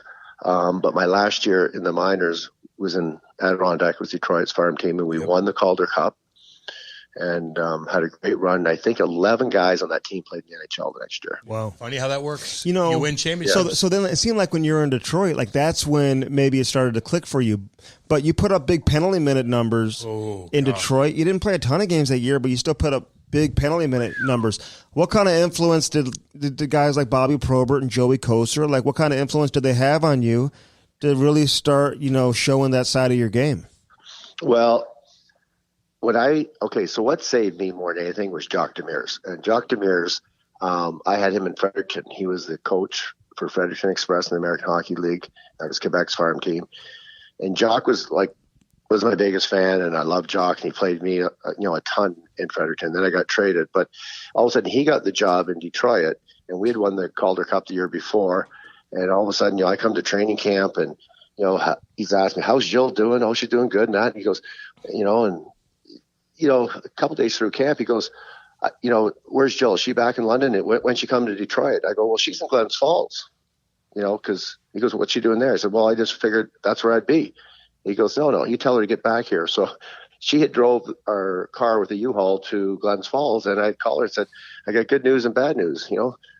The good news is I'm going to be in Detroit, but the bad news is you got to load up that U-Haul and get from Glens Falls, New York to that's good news." And she did it. Yep. And she did it. Damn right. That's just the way it was. Yeah. There wasn't wheels up or anything like that back then. No, you're not flying private. Like, "Oh, honey, get the jet. We'll take it up here." No, but when you give her that call, she's like, "I'll pack this shit up for you." Yeah, and when you say the influence that Joey and Probert had on me, I was actually older than them. They were like 20-year-old rookies, and I was 25 at the time. And I'll tell you, Cam, you'll appreciate this, and I probably told this story before, but Jacques Demers, we had a tough team. We had, first of all, Joey and Probert, and they were in the, Probert was in and out of the lineup a little bit at that time, not because it was play, but because of other things. Mm-hmm. And we had Harold Snaps and had a guy named Lee Norwood who was pretty tough. And that's the Blues. Yeah, and we had a lot of guys, and myself, and guys on other teams would say, "Oh my God, you must have loved playing for Detroit." I was only there for that year. Then I got traded back to Quebec, and they said, "You must have loved playing for Detroit." I said, "I hated it." They go, "You hated it? You had Kocur and Probert. You guys had the toughest team." I said, "Yeah, but all the so-called tough guys would race to fight me. They didn't want to fight those two guys." And I was busy. Yep. Yeah. Like, who wants to fight Joey or Probert, right? The supers. It's the super heavyweights, man. Yeah. Now you got to deal with all the bullshit. And how was he? So you're 25, Probert's 20, 21. Like, did you look at him as a 25-year-old and we're like, "Dude, like can I help you?" Like, did you know something was going on with him or anything like that? Well, you know what? I was too busy trying to take care of myself, as far as, back then it was just kind of like, I told Jill, I said, you buy groceries for the week because I'm probably going down. You were such on a, back then guys would go up and down and we had a lot of good players. And, so, I mean, Joey and Probert I was married at the time, and they were single guys, so I was just trying to survive myself and just enjoy. Not that I hadn't played in the NHL, but I had 3 years there where I only played a couple games here, a couple games there, and my last year in Toronto, I scored 30 goals, and they had the worst team in the league, and I got called up for one game. And I was like, "Oh my God, this is this is depressing," Mm-hmm. Yeah, man. Yeah, and it's like, geez, what else can I do? And but I remember, I got to tell you this one story with both Joey and Probert, and I love those guys. They were great guys until when I played in other teams, and they still wanted to come after me, and I was like, "Oh shit!" But I remember one time Probert got himself in trouble off the ice or whatever it was, and Jock sat him out for a couple of games. So now he's putting him back in. I was actually playing on the third line with Sean Burr and Tim Higgins. We were kind of like the checking line. So we were going to play against Chicago, which was Denny Savard, Steve Larmer, and Al Secord. And so definitely knew what I was going to be doing that night. And, because I wasn't going to fight Denny Savard or Steve Larmer. Probert comes up to me before the game. He goes, "Don't fight Secord." I said, "Well, Bobby, I'm going to be playing against him. I have to fight him. I'm going to fight him." He goes, No, I need the fight. I need the fight to stay in the lineup. Don't fight Secord. I said, "Well, Bobby, I got to fight him if you out against him." So anyways, we go for warm up. We come back in, and Bobby comes over and he says, "Hey, I was just thinking about it." He goes, "You fight Secord tonight. You fight me tomorrow in practice." I was like, it was the first time I got beat up twice in 12 hours. Oh, he was that adamant about it? Wait, did you fight him in practice the next day? No, that was the joke part about it. Actually, unfortunately, Bobby went out and something happened and he didn't make it for practice. And all the guys are going, "Oh, poor Bobby. Oh, can you believe what happened to Bobby?" And I'm sitting there just going, "Thank God." What happened to him in practice? Well, he just kind of missed practice. Okay, Basil, come on. That happens. Like, no, it doesn't. Yeah, that happens. It does, but it's a big fucking deal. It is a big deal. You don't just miss practice. Yeah, no, come on. No Twitter back then, though. So he was cruising around doing his shit. And so when he doesn't come into practice, you guys are like, oh, fuck, Probie. Oh, man. Yeah. I mean, because he was so genuine, and he cared about people, and he was a lovable guy. He was this, big, gentle. I wouldn't want to say gentle giant. He was a mean guy on the ice, but off the ice, he was a great guy, and people loved him and wanted to help him and stuff. And trust me, I played with Bobby both in Detroit and then in the year before in Adirondack, and then I played with him in Chicago at the end of my career. So I knew Bobby pretty well, and he was a great guy. So, but that's how tough he was that I was always scared of him. I was scared of him and Joey. People would ask me who are the toughest guys in the NHL. Well, there was a lot of them, but those two guys were right up there as far as, being scared of them. It was like, oh shit, here we go. Yeah, because you fought them 10 years of your life. Because I was going to say, between Detroit and Chicago, like, you had plenty of run-ins with both those guys. So, like, I mean, would he tap you on the shin guards and say, "Hey, we're going to have to go"? Like, would you have anxiety going into those games? Like, I mean, come on, like, break this down for me, Basil. Like, fighting those guys. And who else was in that category for you? Who else was in that category? Dave Brown. Yeah, Brownie. That was. Yeah, I remember. We didn't have the internet back then, but when you're playing the American League, guys from out west, I mean, you'd look at their penalty minutes and stuff, right? First time I ran into Dave Brown was in Maine when he was the Maine Mariners Phillies farm team. And they had like freaking Brownie, they had Berube. Oh, God. A guy named Daryl Stanley. They had Glenn Cochran. Oh, God, it was just, it was names. There was guys that were really tough. No name psycho. 6'7" guys. Yeah, was tough. They had a guy named Barry Tabogadong who was tough. Jesus. And I was with Quebec's farm team, and we had nobody. We had like myself and maybe one other guy, Sil Cote. And these guys were all, I'm going to kill you. I'm going to kill you. And I'm like, well, I can only have 3 and I'm done. Right. So there's like 12 of you guys. It was so funny. I didn't know any of these guys, and you didn't talk to guys the way they talk to them now or any of that shit. But, we played Maine. They were in our division, and it was like, they're all going to kill me at the first of the year. And at the end of the year, they're all like, hey, Baz Bud, fight me tonight. Hey, Baz Bud, I need a fight. They're all negotiating to try, and that was the days of the Flyers, kind of the end of their era being, the big, they still were the Broad Street Bullies, but their team in Maine was just loaded with guys. It was just like, it was, 1, 2, 3, and, you're might happen in second or third period, and then you'd be done. But let's run somebody over from behind and get kicked out early. Yeah. Hey, let's talk about the new Bud Light Seltzer. Oh, yeah. It's an easy-drinking, hard seltzer that comes in 4 delicious fruit flavors. Black cherry, strawberry, lemon lime, and Cam's favorite, mango. Oh, With only 100 calories, 5% alcohol, and less than a gram of sugar, you might as well have a few tonight or this weekend. Go to BudLight.com to buy Bud Light Seltzer online. Must be 21 years of age or older. Bud Light Seltzer. Unquestionably good. Yeah. Now back to the interview. So why was what did Minnesota do to help you kind of that's where you got established as an NHL player? Like, people identify you as a Minnesota North Star. Yeah. So why was that such a good fit for you? It's Cam. I mean, a lot of times all you need is one guy to like you and give you a chance, right? So that happened in Detroit, and then I got traded back to Quebec, and I only had a 1-year contract, so I was a free agent. So, a year earlier, I went through waivers and no one would touch me, and then a year later I had, being a free agent, I had like 16 one-way. Back then it was huge if you got a one-way contract, and so, I basically had, a lot of teams to pick from, where I could go as a free agent. So, Minnesota, you want to go somewhere where you think you're going to play and, you have a chance. And I mean, the other thing was that I could have played in New York or Pittsburgh, but I didn't want to play against the Flyers. I was like, are you kidding me? I had enough of that in Maine. So, so no, Minnesota was just, Lou Nanne was the GM at the time and just seemed like a good fit. And, had great, 5 years there. Loved it. Yeah, you play with Shane Churla too. Who's tougher than dog shit. Oh yeah, yeah. We're gonna get him on. By the way, Andy. We're gonna get he is awesome. Yeah, fuck, is he tough? My old partner. Oh my god. Great. Was it fun up there though? Like living up there? Did you live in a cool spot? Like did people recognize you everywhere you went? Did you walk into bars and everybody knows who you are and shit?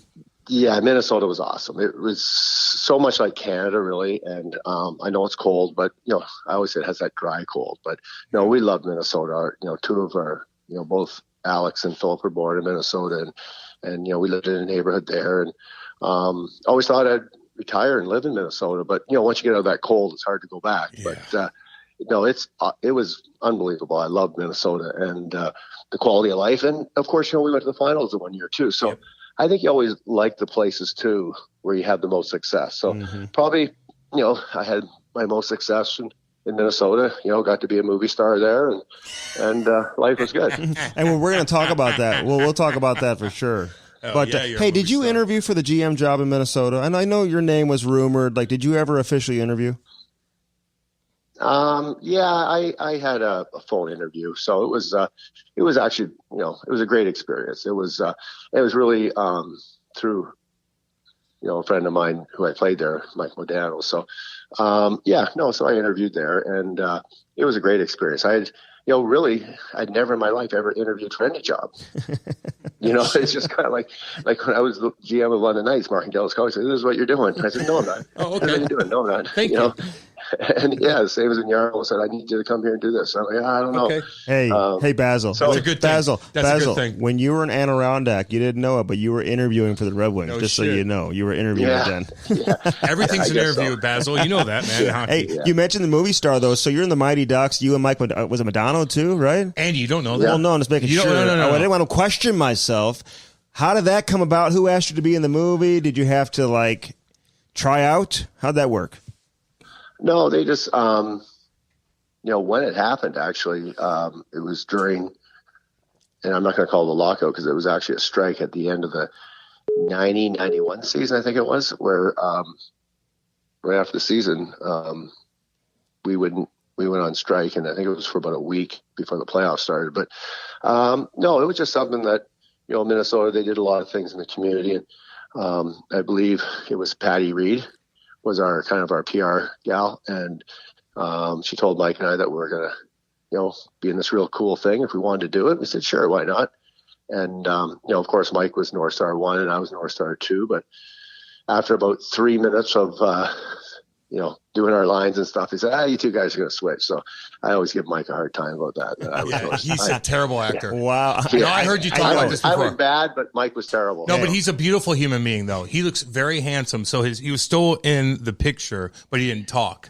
So yeah, he just smiled. Yeah, exactly. Like a model. He's like a fucking model. How much did you get paid for that? And did you get paid royalties and off Gordon that movie? Bombay get a tryout in the fucking mines. How much you get paid for that? Hey, Cam, do you have to put up this guy all the time in these personal questions? Andy wants to get a tryout in the minors right now. Basil, so can you hook him up? Basil, hey, I just asked the questions I'm interested in. I'd ask you the same thing if we were talking privately. Sorry.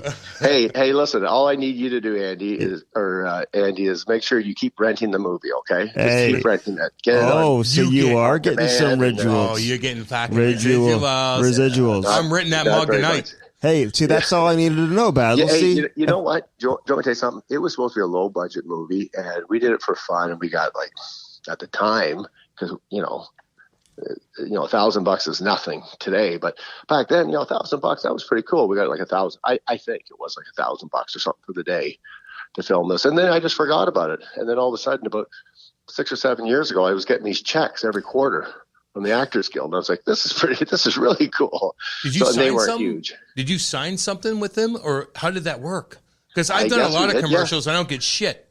Yeah, well, Cam volunteers to do those for free. That's why it's for the gas station in Eureka. Basil, you say that. See, if I didn't ask the question, we're not getting this information. See, people we need to know. Inquiry. We used to. There was a time. It's over now, but there was a time when the checks would be getting smaller and smaller, and I get this check, say, swear to God, $12. And then there would be Actors Guilds off, then California tax off, and then federal tax. And I'd be going to the bank with a check for $3.54. But it was really cool because you go up to the teller and they'd say, Walt Disney Actors Guilds, right? Yeah. So, they'd say, what is this? Oh, that's cool, And they'd say $3, you're a loser. What role did you play? They only paid you $3. Isn't that fun? It's so funny. Look, you played in such a hardcore era, though, man. Like the 80s with the fucking monsters. Like, who scared you? Like, you could always say no to a fight, which you wouldn't do anyway. I mean, geez, 350 minutes of penalties. Like, God, you were like the leading in fighting majors. Berube was behind you, too, by the way. It was hilarious. Second in the league. So you were crazy. But who scared you? Were like, I'm not playing this game tonight. Well, I'd have to say the guy, if I was to say throw 5 names, Joey and Probert were definitely in it, for sure. Dave Brown, definitely in it. Oh, God. Dave Semenko, definitely in it. Yeah. But Dave Semenko was the king, so it's like I'm scared of this guy, but man, this would be pretty good if I can survive this, right? So, I would say like Semenko, Brown, Joey, and Probert. Give me one more. Who's the one more? And you know who was really tough, and I had such a hard time with him, and I don't know why, was Dave Manson. Oh, God. In Chicago. I just couldn't seem to, I don't know, he seemed to be able to come out of his shirt, or I just couldn't seem to. No, Probert did that. Do well with him. So did Probert fucking did that to you behind the net, and you're like, fuck you. Because and then he turned into like a wild animal, though. Like, I'm not fighting you. You have nothing to grab onto. It's like crazy. Well, Probert was running around, and Chaser's sitting there, and he goes, I got a plan. I go, you do? He goes, yeah, you're going to fight him. I go, really? And he goes, no. He says, just keep feeding him. And as soon as he comes out with his equipment, skate away. Just skate away. It'll be over. And he says, and it'll drive him crazy. And so that's exactly what I did. Like right after the start, I started punching him, right? Proby's, taking it. Then he comes out of his stuff. And then I just skated off and ran behind the referee. And Chaser drew this, he drew it up perfectly. But now Proby's losing it in the penalty box. I said to Chaser, I said, what's plan B now? Because now he's going to kill me. He's like, oh, yeah, I never thought about that. Yeah, plan B's you, Chaser, you fuck. Yeah. Hey, I got to ask you this because getting back to Detroit real quick, because we just had Brian Sutter on, and he told a story about how the Blues got Adam Oates and stuff. So you play with Oatesy in Detroit, though, I think, right? Like, did you see him? In Adirondack. Okay. Detroit and Adirondack. All right, then you'll have a good answer here. Like, did you see him becoming the player that he became? Like a Hall of Fame, one of the greatest passers in the history of the game? Like, what was he like then? Well, coming right out of RPI, so, here's a kid that's 24, his first year pro. So I kept thinking, okay, it's not like he's 19, or he's not like Stevie Yzerman coming in here at 18, or, Sean Burr at 19 or whatever. But I realized how good he was and was going to be. His first year, he played majority of the year in Detroit, had some, had pretty good points, but what they did was Detroit had such a bad team that year. That was before Jock came. They put a lot of guys on the list to play in Adirondack, and Oatsy was one of them. So when he came down to Adirondack and we won the championship, he dominated. And I actually got to play with him a little bit here and there, not a lot. Played mostly with Sean Burr down there, but was such a smart player. And the way he could pass and just make quick little plays, like basically the guy in the American League, he was too smart for the guys in the American League. And that's when I realized, what a talented player he was. But, to say that he'd have the career, and what did he end up with, 1,200 points or something? Oh, my God. Maybe more than that. 13, hundo? Yeah, so I'll have to double check that. We had him on, too. Cam should know that. Yeah. Sorry about that, Basil. He coached me. He was really good with me. I'm not going to lie to you. He was just... I know what you mean by that, but he was too good for the other players. Just like when Andy comes he'd out make for these the no-look passes or one-touch passes, and guys would be ready for them, right? Yeah.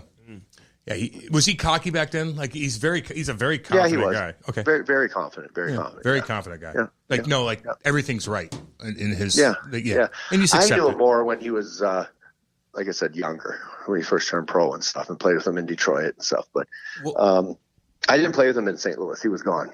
By the time I got there. Yeah, no, he wanted like 15 more contracts. We all know that game.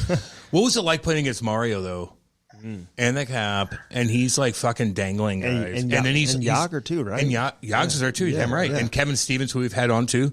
And then like Muse like dangling it. Like, how good was he? Like, just explain that whole scenario. Well, with Mario, and I don't know Mario personally. I've said hi to him before, but I've never really played with him or met him or anything like that. But one thing I'll say about Mario, the 91 finals, we were up 2-1, Minnesota North Stars, and, really thought we had the series in hand. And I always say there's this guy named Mario decided to go from good to great. And that's what he did in those finals. And he just basically, 3-0, 3 games straight. Mario just, he was just at another level. And of course, Gretzky is Gretzky. He's, the greatest player that ever played. But they were so different. Like Mario was so big and just his hands and just, he was,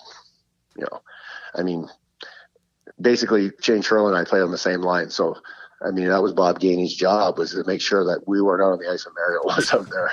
I know that. I know that job. Yeah, you know that job. Get the hell off, right? Same as Wayne. But no, he was. I would say he was the first really big man that could dominate like that. Mario's 6'5", 6'6", and you didn't see guys that big having the most skill, in control games, and he was. For me, the first big guy that could dominate. And there's been a lot of big guys since. Lindros came along and was a dominant player. And he was the first big guy, wasn't he, though? Like, who else was big that had that much skill? Well, you know what? I'm sure John Beliveau, was a big man, and guys were, there's a lot of 5'8", 5'9" players back in the 50s and 60s or whenever John Beliveau played. But I'm sure he was, probably, the John Beliveau, and then all of a sudden, I really can't remember a guy that big in the years I played that could dominate like that. And, Peter Stastny and Mark Messier were big guys, but, they were 6'1", but they weren't, they weren't as big as Mario, and, great players with great careers, superstars, but not to the level of Mario. All right. So you play with Gretzky though. Yes, I did. As a teammate, you look back at that had to be just an unbelievable experience. Is that what it is? Is it an experience to play with an athlete or a person that famous, that big? Explain that. Yeah. Well, it was probably only, how many games did Wayne play in St. Louis and then the playoffs? A cup of coffee? Yeah. A cup of coffee games? Yeah. Half a year. Yeah, he might have played 30 games and then the playoffs. And I wasn't even playing every game, but no, it was a great honor and what a thrill. And I always remember, you want to talk about superstars. Here's Brett Hull, a superstar. And when we got Wayne, he was just he reminded me of Philip. He was so excited. He was like a little kid. And I'm thinking, here's a superstar that's so excited to get Wayne. How do you think the rest of us feel? We're all sitting there going, what do we say? Do we even introduce ourselves, or do we get nameplates, or what do we do? But you know what? And I'm sure everyone's heard this in hockey, and this is not, I'm just repeating what everybody already knows, but you want to talk about a first class guy and a guy that's just made everyone, he went out of his way always to make guys like myself and Tony Twist and the role players feel special. And, my wife was so impressed. We're, in the, I don't know, it was the alumni box or what it was. And Wayne came down, or he was in another box, came down and, right away, hey, Basil, how you doing? And asked about, our son, hey, how's Philip doing? He just knew things, he knew what to say, and, knew Jill's name, and I played with him for half a season. It was so much class and did so much for our game. And, I say to a lot of guys in our era, I said, when we go to bed at night, we should have a hockey card of Wayne and Mario and kiss it, because, we made pretty good money because of those two guys. Yeah, Andy does it every single night. He made no money off them. Yeah. So how was he in the locker room though, Basil? Was he just like when the coach came in, was you guys all fucking suck. Wayne, we love you, but everybody else, you guys, how was that? Was it weird? Was it different? Well, that wasn't the case because Mike Keenan was the coach, right? No, that's what I'm fucking talking about. Yeah, because, but still with Wayne's different though. Wayne still different. But don't you remember though that interaction though, Basil, like between Keenan and Gretzky? Like, we had Keenan on, by the way. It got a little ugly though, didn't it? We had Gretzky on too. No shit. You know what? It probably did, but Wayne's got so much class that he would not. You know what I mean? He was just, and personally, I actually like Mike Keenan because he was tough on everyone, or he was a dick, but he was a dick with everyone. So I kind of like that because a lot of coaches are just dicks with the guys they can be dicks with, right? And at least Mike was consistent, right? And but no, Wayne in the locker room was just, I mean, obviously he's a very confident guy, but he doesn't strut it or show it. Like, he's very humble. And I think when Wayne's in the locker room, he's focusing on what he needs to do and how to play. And I don't think anyone's going to throw him off his game, and they didn't. And, he was for the most part a pretty quiet guy, especially in the locker room, but, he was a personable guy, and, went out for dinner with him a couple times. So, I had to keep saying to myself, okay, Pinch, we're the same age, born in 1961. Don't sit there like, you're a little kid here. But no, he was just, he made you feel very relaxed. And like I said, he's the class of all sports. And I'm sure there's, a lot of other guys out there as well that I don't know. But I'll always remember that. It was 30 games, but hey, I played with Wayne Gretzky. Damn right you did. Man, that's so awesome. And Holly together. How are your ears after sitting next to Holly for a little while? Did they compete with each other? Did they compete with each other at all? Like, no, they were buddies before, golf buddies and golf and everything. And I mean, Brett just was smiling the whole time and idolized Wayne. And you know what I mean? It's like, hey, Holly, you scored 70-something yourself too, so you're not bad. I know. 80-something. No, 86, baby. Yeah. Okay.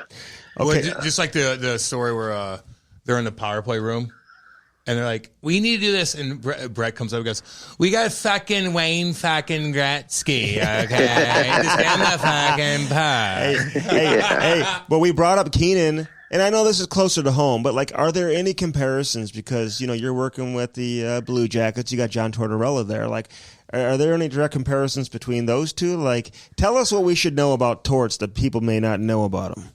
Well, I'm going to tell you, first of all, with Torts, I mean, I have to say, when you say comparison, it's different working with someone and being a player too, because you're still working with, and it's a totally different era. I get it. I mean, totally different era. I mean, the players today are pretty sensitive, and things are just different. So, we don't need to go there. We don't want HR departments calling. We know. You don't think we get it? Come on. But Cam gets a little sensitive too, Basil. Yeah, I'm sensitive, Basil. I'm going to tell you, with Torts, people don't know him, because I know when Yarmo hired me and came here, and he said, and I want you to have a relationship with the coaches and get to know Torts and this. And I have to tell you, and I've told Torts this, I was thinking, that cocky little American played college hockey. I'm kind of like, because I didn't know the guy. And I'll tell you what, I love him. I think he's so great. And you know what? I always judge a coach, not just his X's and O's and his strategies, but at the end of the day, the player has to want to play for you, and the team wants to play for you. And you know what? We always seem to, exceed expectations, right? Because on paper, we're not, we don't have now we do. We have a line, but we didn't have a star-studded lineup, but you know what? The guys wanted to play for Torts, and he gets the best out of them. So my own personal interaction with him has been great. I mean, I love the guy. He makes me laugh. And you know what?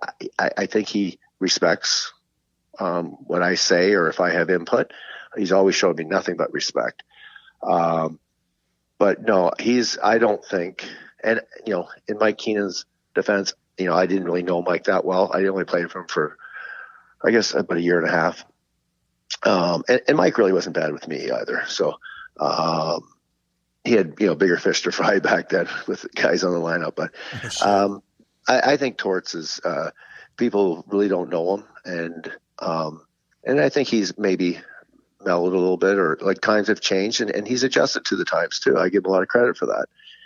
But he's a great coach, and he's a great guy. So he makes me laugh. I look forward to seeing him actually in the locker room. Yeah. Well, even Yarmo told us when he came on with us, hey, if he doesn't like something that A lot of people. Torts said. A lot of people. He has no problem going and telling them, say, "Hey, man, you can't say that."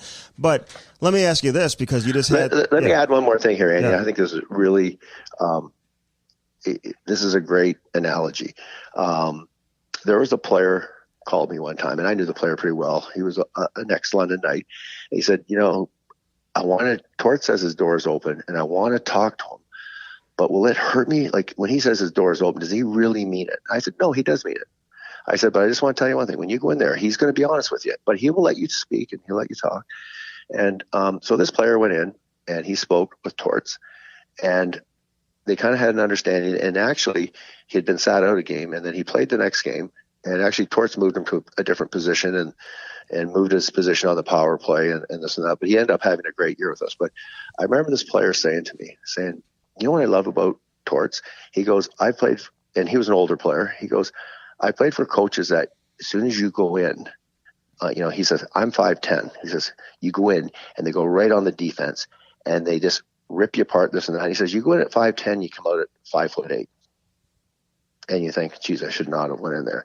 He says, then you have other coaches that don't want confrontation. You go in there and they tell you how great you're playing. Just be patient. You're great.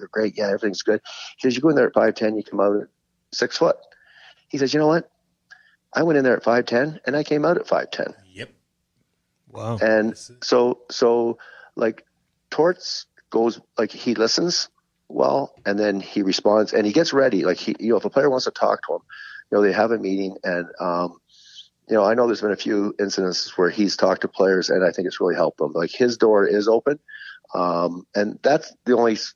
I think that's a great analogy. Like, if a guy goes in at 6'1", he's going to come out at 6'1". He's going to tell them the bad, he's going to tell them the good, and they're going to try and, get on the same page because at the end of the day, Torts wants to win, and helping his players is going to help him.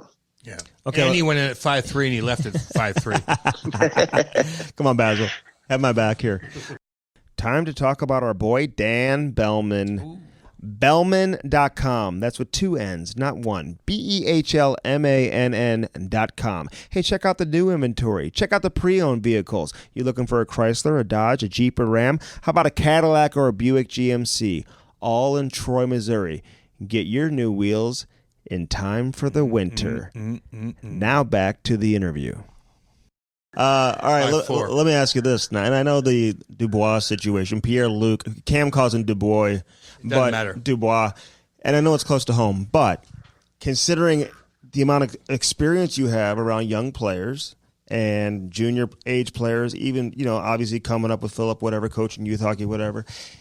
Do they ask you to help them understand maybe where some of these guys are coming from? How do you view the young player? How much has that changed over the years, where you see now guys, if they don't want to be there, they find their way out? Well, we also saw Dubois take shifts off and stuff like that to kind of prove a point, and it pissed off the hockey community. What's your take on that?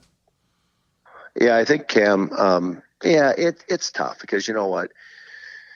There's on one hand, I played and it was a totally different era. On the other hand, I've had a son and a daughter who played college hockey, go through it in a different era, and now we're in another era.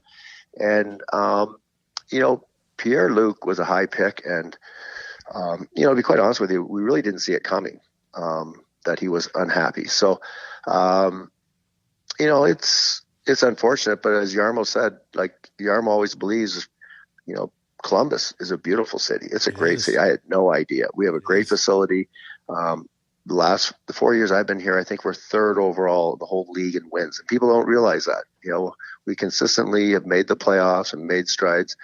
And you know what? I think there's enough guys that want to be here that if someone doesn't want to be here, but Jarmo's, I think we made a heck of a trade. I think it'll work out great for both teams. But at the end of the day, Jarmo's philosophy is we want people here that want to be here. And I think that's life in general and the way it is now, right? It doesn't matter if it's hockey or baseball or if it's a law firm or where you're working. To be productive and be good, you have to be happy. And you're always gonna have your good and bad days, but apparently Pierre-Luc was not happy, and he showed it in his play. near the end. But he was a great player for it. He was a great player. And, I know he was. I know. But at the end part, though, Basil, like, they clipped that off where he's just like, I'm proving a point to my coach. Like, no, you're proving a point to your teammates. And I don't know. It drove me fucking nuts. Now he's going to Winnipeg, so have fun. No, you're reading it. I can't disagree with you, Cam. It's you're a player. You know what's going on. So, at the end of the day, hey, you know what? You want to win hockey games, and life is short. And this trade came up, so it wasn't like I give Yarmo a lot of credit. I mean, he said, you know what? If someone doesn't want to be here, we'll go. Well, but he's gonna. We're gonna make the best deal we can for the club. For sure. I'm right, you are. So I thought this would take time and whatever, but you know what?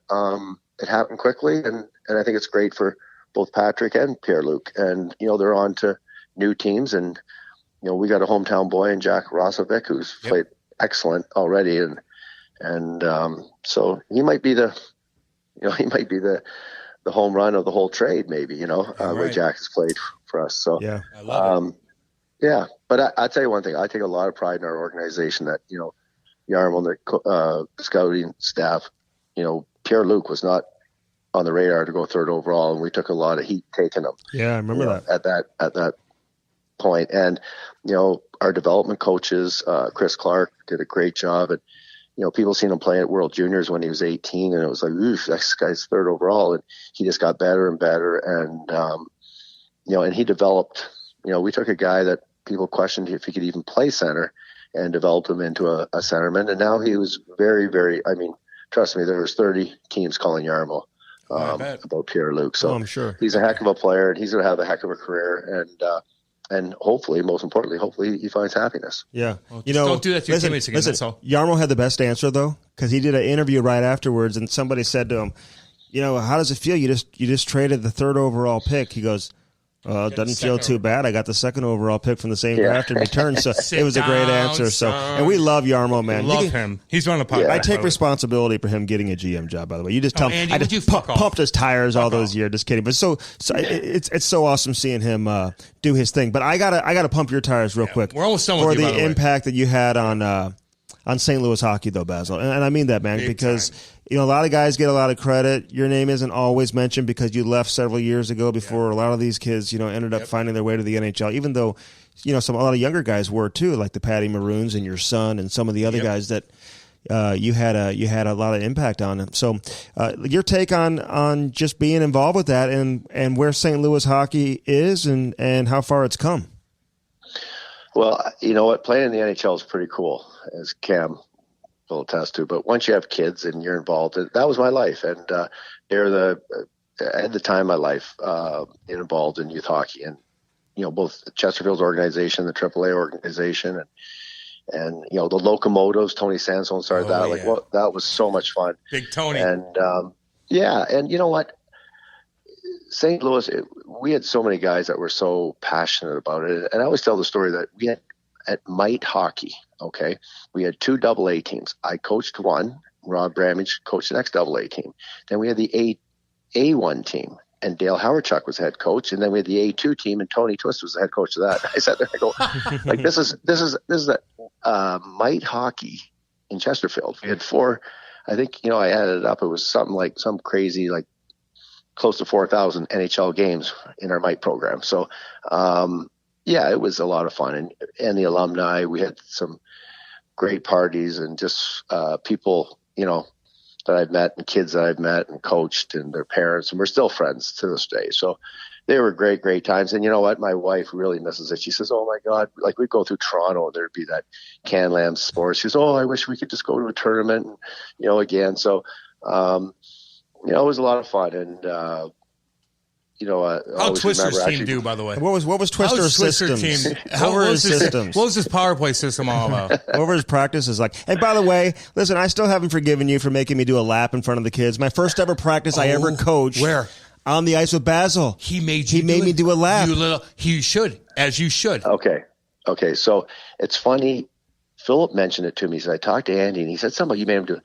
I got thinking about it. I go, oh, yeah, I remember some guy came out with jeans on or something. Oh, yeah. So what happened was, Andy. so first of all, you came in the locker room, you never shut up. Okay? Oh my God. That was number one. Of course. Number two, you come out on the ice with jeans on. Then these kids are like 7 and 8, and then you screw up 2 of the drills. Oh, Jesus. So are you sure I only made you do 1 lap? I should make you do a lot more. Hold on. Embarrassing. So the guy who was like the president of the organization, he's like, yeah, I'll have a tracksuit for you when you get to the rink. I get to the rink, there's no tracksuit. Andy. So I had no option but to go out there. Sweatpants on. In my jeans. And I had a million tracksuits at home I could have brought. The 8-year-olds are chirping you. And Basil's making me do a lap. And you're right, I didn't stop talking. And that hasn't changed, Basil, as you know. Basil, can I say one more story before you go? Can I say one more thing before we go? You've been great, by the way. Learned a lot from you, man. So appreciate you coming on. And I love Phil so much, by the way. He was so fun. He's such a good kid. And he's doing great, by the way, over at Centene, helping all those kids out, which is fucking awesome. But my mom and dad got this little Scottish Terrier when I was really young, and they named it Basil after you. And my mom was obsessed with this little doggy. It was the biggest fucking shit kicker in the neighborhood. It shit kicked everybody. All the girl dogs wanted to hang out and shit like that. It was the biggest. But then the little doggy left for like 2 weeks. Oh, they left. It got left. Sent down. I had two dogs. They escaped out of our house, and they left for 2 weeks. And my mom wanted to divorce my dad so fucking bad because she loved this dog so much. And not to mention everything was coming down on AAA hockey. We're broke and all this stuff. So 2 weeks later, my dad drives 20 miles into House Springs with me in the truck, the termite treating truck. And we go to this little McDonald's and we look over and the 2 doggies are right there and they jump back on board. Wow. And you saved our marriage. You saved my mom and dad's marriage because of that little doggy. We named it after you, and I got to play AAA or else my mom would have left. Right. So that's why I'm going to tell that story. That's a great story.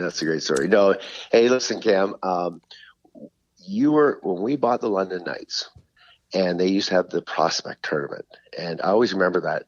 And because you're an 85 birth year, 84. Right? No, 84. 84, You're 84. Yep. You're the same as Rick Nash. Yeah. Okay. Same player. So, I would tell them. Rick Nash is a London Knight legend, right? Yeah, we weren't going to take Cam before Rick Nash, but I thought I had it all teed up because I talked to your dad at that Toronto tournament, and I said, yeah, he's a St. Louis kid. Nobody will know him. And I said, he's tough. And we had this Chris Bain. You probably remember him. Oh, yeah.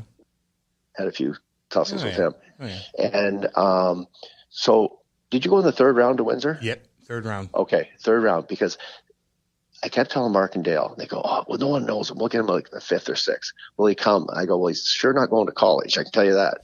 So what's that supposed to mean? And so when Windsor took you to the 3rd round, that was – but then again, Cam, I don't know if I ever told you this, but we knew we were playing Guelph. And Windsor and London had such a huge rivalry even when I played. That's how far back it goes, that Windsor-London rivalry. And they would not trade with us. And I forget who was the GM. Was it Mike Kelly? Yep. The GM? Kelly. So Mike Kelly would not trade with Mark Hunter. And you ended up going to Guelph. And then you guys beat us in the finals, right? Game 7. Yep. I was at that game. So I remember you, Cam, before you became rich and famous. just kind of famous. Hey, can I ask you this? Because this was actually on my list, Basil. I know we got to let you go, but like parents are listening. I'm always curious, and no better person to ask than you. Like kids, they have to make that decision. They're at a crossroads. Do they go college? Do they go the major junior route? Like, what do kids get who go play major junior up in Canada? Do they get an automatic, like, you give them money if they want to continue on with education in Canada? Like, how does that work? Yeah, no, the way the CHL is set up, like right across the board, is now that you get, for every year you play, you get your tuition, and it's all done like systematically, so it's fair. So the London Knights don't have an advantage, right? So if you're coming, say, from St. Louis, they take the closest state school, say Mizzou or whatever, and the tuition is $10,000 and the books is $2,000. So then you automatically get $12,000 for every year you play. So as long as and then you have 18 months after your junior career to collect on it. So you can't go and play 3 years in the American, like sign an NHL deal and play 3 years and come back on it. So, I mean, they have it set up pretty good that, it used to be Canadian CIS, it's called Canadian, University of Toronto and Western and London and stuff. Yeah. Those teams are 100%. There's very few kids that do not play in the OHL or the CHL that aren't playing on these teams. So the hockey level of hockey in Canadian college has really come up because, a lot of these kids are saying, am I going to play in the East Coast League or am I going to go and, get my education? Mm-hmm. And that kid, I want to go on the internet right now and find out what his name is. The kid who played his first NHL game the other day played in Quebec, and then he went to University of New Brunswick for 4 years. So he collected on a school package, and then he turned pro. And then he played in the East Coast League and the American League, and now he's in the NHL. But not too many. You don't see a lot of guys that take that route or have taken that route.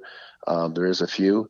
But yeah, they have a really good education program there. And, but at the end of the day, people always ask me what's best. And I said, well, there's 60 CHL teams and there's 60, Division I teams. It all depends on where you're at, what you want to do. Obviously they're both good or they wouldn't be there. Right. So, it's all a certain preference, so many kids go to college, say, I should have went junior. And so many kids go to junior, say, I should have went to college. But you know what? There's no guarantees either way. And they're both great. And Cam, you had the time of your life in Windsor. You think? Maybe a little too much fun. Yeah. Thank God there's no camera phones. Thank you. Yeah, yeah. And I know Patty Maroon played in London a year. And I think he had time of his life. And, Pat Kane and a lot of American kids have. And a little boy there too. Yeah. His little boy in London. Yeah, that's right. Yeah. Good kid. He's a good kid. Yeah, I remember that. Yeah. Can you get Andy a tryout in the American League, by the way? Because it's like Gordon Bombay. Is that possible? Come on, Basil. He's not even making the alumni Basil. team.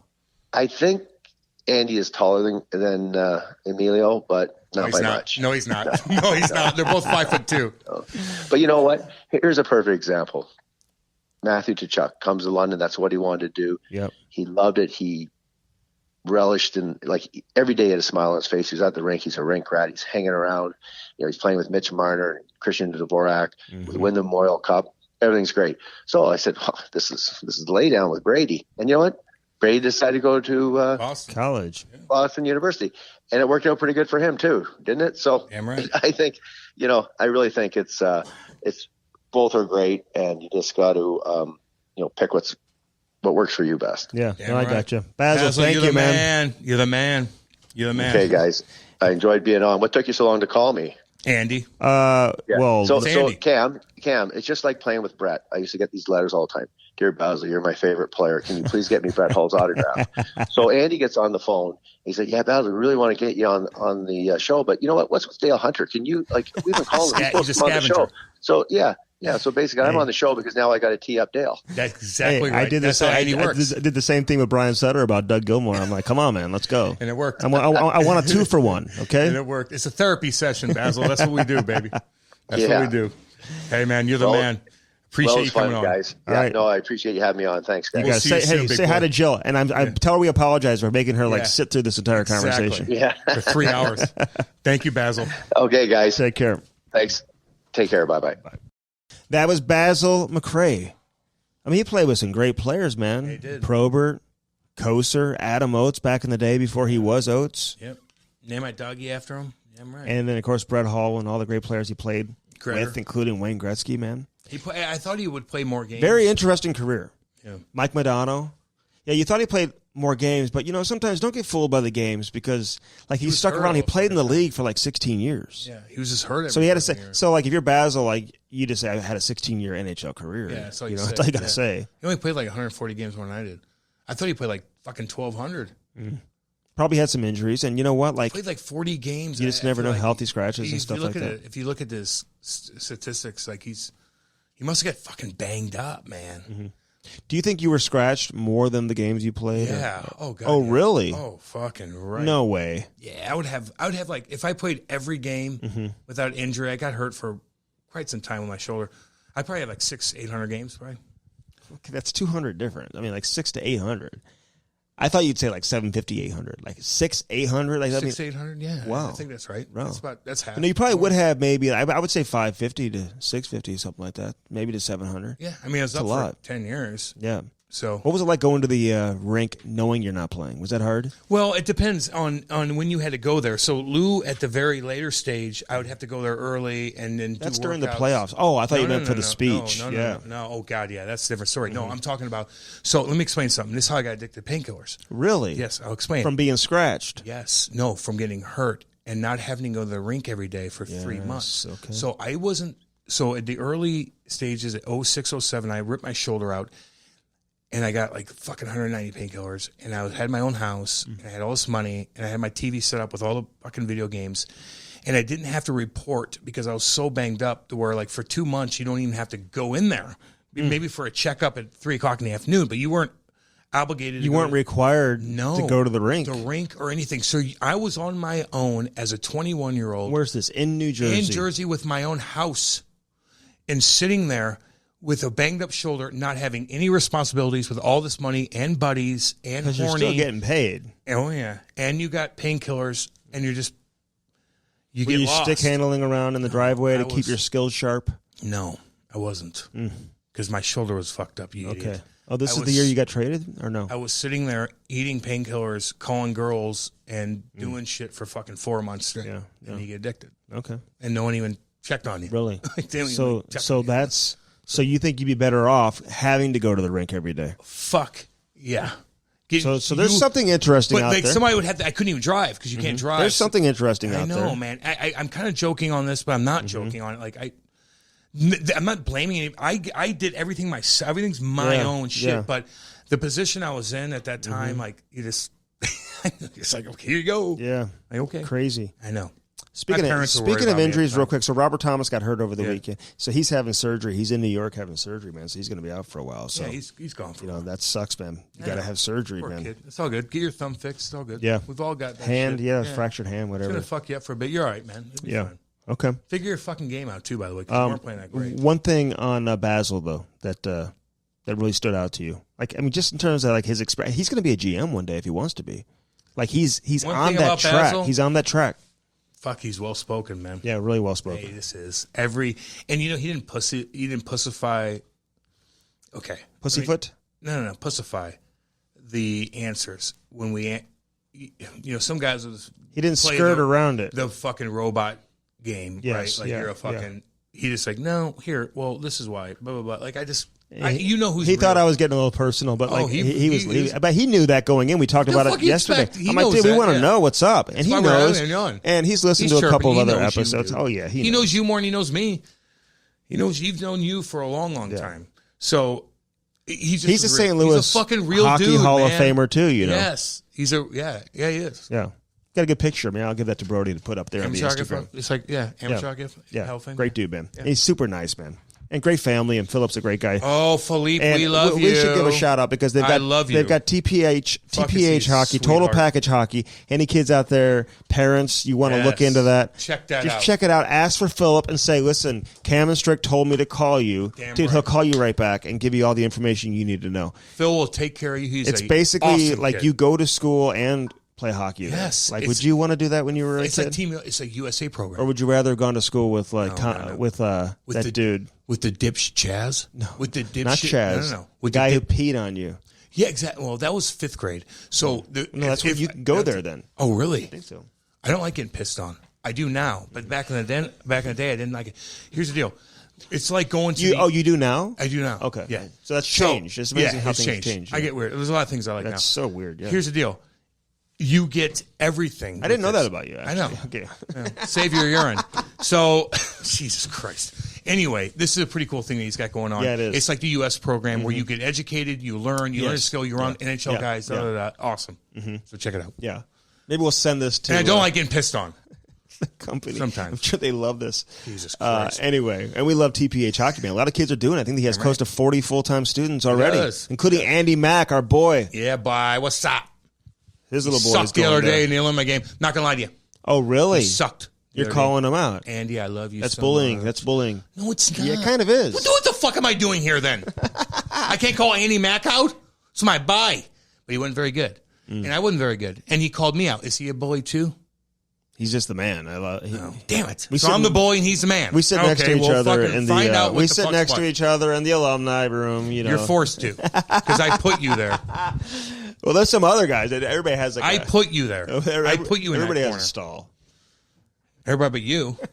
No, don't get me started on that, Andy. I'm trying to. Don't because we can't. I can't. Or can I? No, you can't. Well, maybe you can. Sure. Can you? What do you mean? No, we'll do it next time. Okay. We'll do it next time. All right. There's a lot we can Basil talk about. Basil McRae, brought to you by CarShield and CarShield.com, 800-857-2481. Mention the promo code CAM. Embarrassing, I know. It is really tough. It's very embarrassing. What'll happen if you mention that? Might get back and lay, baby. What's up? Well, you'll save 10%. Or they'll smack I was in your going face. with that. Or they'll smack in your face. I was going to say you'll save 10%. Oh, my bad. Yeah, you'll save 10%. So in case your computer goes down, your engine goes out, whatever it is, starter, you're looking at thousands of dollars. Not when you have your protection from CarShield and CarShield.com. How about Dan Bellman?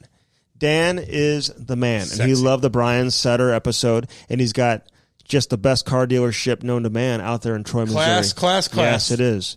It's so clean out there. Everybody treats you nice. They got the Cadillac, the Buick, the GMC. I'm looking at that Escalade. And then across the street, you got the Chrysler, Dodge, Jeep, Ram. And we all know the car selection you can find over there, too. So I want that Buick. Yeah, they have something for everybody. So you're looking at the Enclave, the Pearl White one. Yeah, they got stuff for everybody. Pearl White one. And if you have bad credit, dude, it's not even a big deal. Like, they'll still give you a car. Isn't that amazing? Why are you saying I have bad credit? No, I'm just saying if anybody out there does, if they're struggling. A lot of people do. Yeah, they do. It's easy to have bad credit. So what I'm saying is if you have bad credit or no credit and you're like, I can't get a car. Yes, you can. The secret's out. Don't feel bad if you you go have to bad Bellman. credit. No, don't, because shit happens, dude. And they're not going to judge you. And they fuck you over, too, like the credit card. So don't worry about it. Everybody's got bad credit. No. Fuck, I had bad credit, and I was playing in the show for a minute. Yes, I know. I know that's true. Do you know that? Oh, you had bad credit then? Not really, but let me just say it. Okay, that's fine. Well, if it fit No, because I didn't know what the fuck I was doing. And anyway, okay. That's another episode. I understand. Christ. I understand. Okay, keep it handsome. KeepItHandsome.com. Hey, get that shampoo, that conditioner. We want to put together like a package: shampoo, conditioner, Fight Ugly hoodie, and a Cam and Strick hat. Yeah. Like, who wouldn't want that? You walk around with that bad boy. I know. I mean, that'll make your like February. If you're married, just be like, days look brighter. Yeah, bring the wife around. February sucks, dude. February sucks. I'm not a big Black History Month. I love it. Well, I like that, and I like Valentine's Day that's coming up too. Valentine's Day fucking. Are you going to buy anything for Kate on Valentine's Day? You would be the guy that says I like fucking Valentine's. Here's the deal with me. You know why? I got Christmas. Kate's fucking birthday is July 16th. No, he didn't know it. Kate told me he didn't know when her birthday was, and the only reason he knew was because he got a Facebook notification. He got a Facebook notification. That's the only way he knew it was her birthday. He thought it was the next day. No. You want to know when you like Valentine's Day? Here's when you like Valentine's Day, and you should know this because what you did this past weekend. But when you have little girls, they love Valentine's Day. They love. You just went to the rink and talked. Oh yeah, that's right. That's right. Little girls love Valentine's Day. And I don't have any. So what the fuck do I like it for? So that's the only thing I have to look forward to here. And I see he brings the little girl, like little girls, like why do they have dates and like no dates? You just said that to fucking get out of here. I know. What Are you're you doing. bullying? Is it? God damn it! No, Jesus. Okay, so keep it handsome. Hey. A portion of the proceeds go back to the Montreal Resource Center. True that. So which fights bullying? Yeah. Which we are all about fighting. You need to throw some money down. What's in your wallet? Throw it down. You've been bullying me a little too much. I ain't gonna play with that. You need a new one. You've worn the same one over and over and over again. That hurt. Hey, Mirko, Cam wants you to make white ones. Yeah. Right? Fucking A. With the black writing? Yeah, dude. Sick tough. Yeah. Because I wear the black one all the fucking time, and it's I know, wearing the everybody same shit. notices that. And then I get bullied by you. I know, because you wear the same one all the time. Sorry. Yeah, that's okay. I love it. Hey, when I drive black tie. Have I told you that? Yeah. Okay, so Ellie, Dylan, these guys got it going on. This is like an unbelievable. I know. I had to look that up on Google. Oh yeah, kind of. He kind of looks like him, dude. That's pretty good. How'd you know who that was? Because he's like a soap opera star, dude. Because he's 30 Seconds to Mars, man. No. I don't give a shit about his acting skills. He was a badass band called 30 Seconds to Mars. Oh, he's a singer? Yeah, he's doubled it. That's when you know you're a pimp. Mm-hmm. Although he's kind of goofy and kind of like, yeah. But he's like a fucking rock star. And does he play he's a singer. Reggae, jazz, or hip hop? Like anything that I would be interested in? 30 Seconds to Mars is pretty good. Is he a jam band? 30 Seconds to Mars. I'm not familiar with that. Shit. I'm not familiar with that. I don't deal with the nerdy shit. Okay. I don't know. 30 Seconds to Mars. They're okay. I'll check that out. Cool. I'll check that out. Check so Jared Leto. Yeah. Okay. Anyway, if you're looking for a luxury car, you thought maybe you'd never have an opportunity to drive one, well, now you do through Black Tie. Download the app, look at the different fleet of cars, select the car that you want, and they drop it off for you. Dude, it's that easy. That's really what you need to know. That's all you need to know. And the car that you had already from them, they take it away for you. They'll meet you anywhere. It's so easy. You just pay for the gas. And again, you pick which fleet of cars you want. Check it out. Drive Black Tie. When I drive Black Tie, and I get what I want, and I get when I want it. Shit, I could get a car that's probably more expensive than my parents' house. Probably. And I park it in their driveway, so it ups the value of their house. Yes. Because they want to move, because I moved. Oh, so now they want to move close to you. I was there today. And you're there every day, I think. I know. I go there like 9 o'clock in the morning. I have my mom make me food, play with the doggies. Yeah. I know. And, of course, Victor Hockey. We mentioned that already. VictorHockey.com. Check out all the apparel that they have over there, and go to camandstrick.com if you missed any episodes, and we got some hats on there you can always buy as well. So check that out. This has been Basil McRae, episode number 113 on the Cam and Strick Podcast.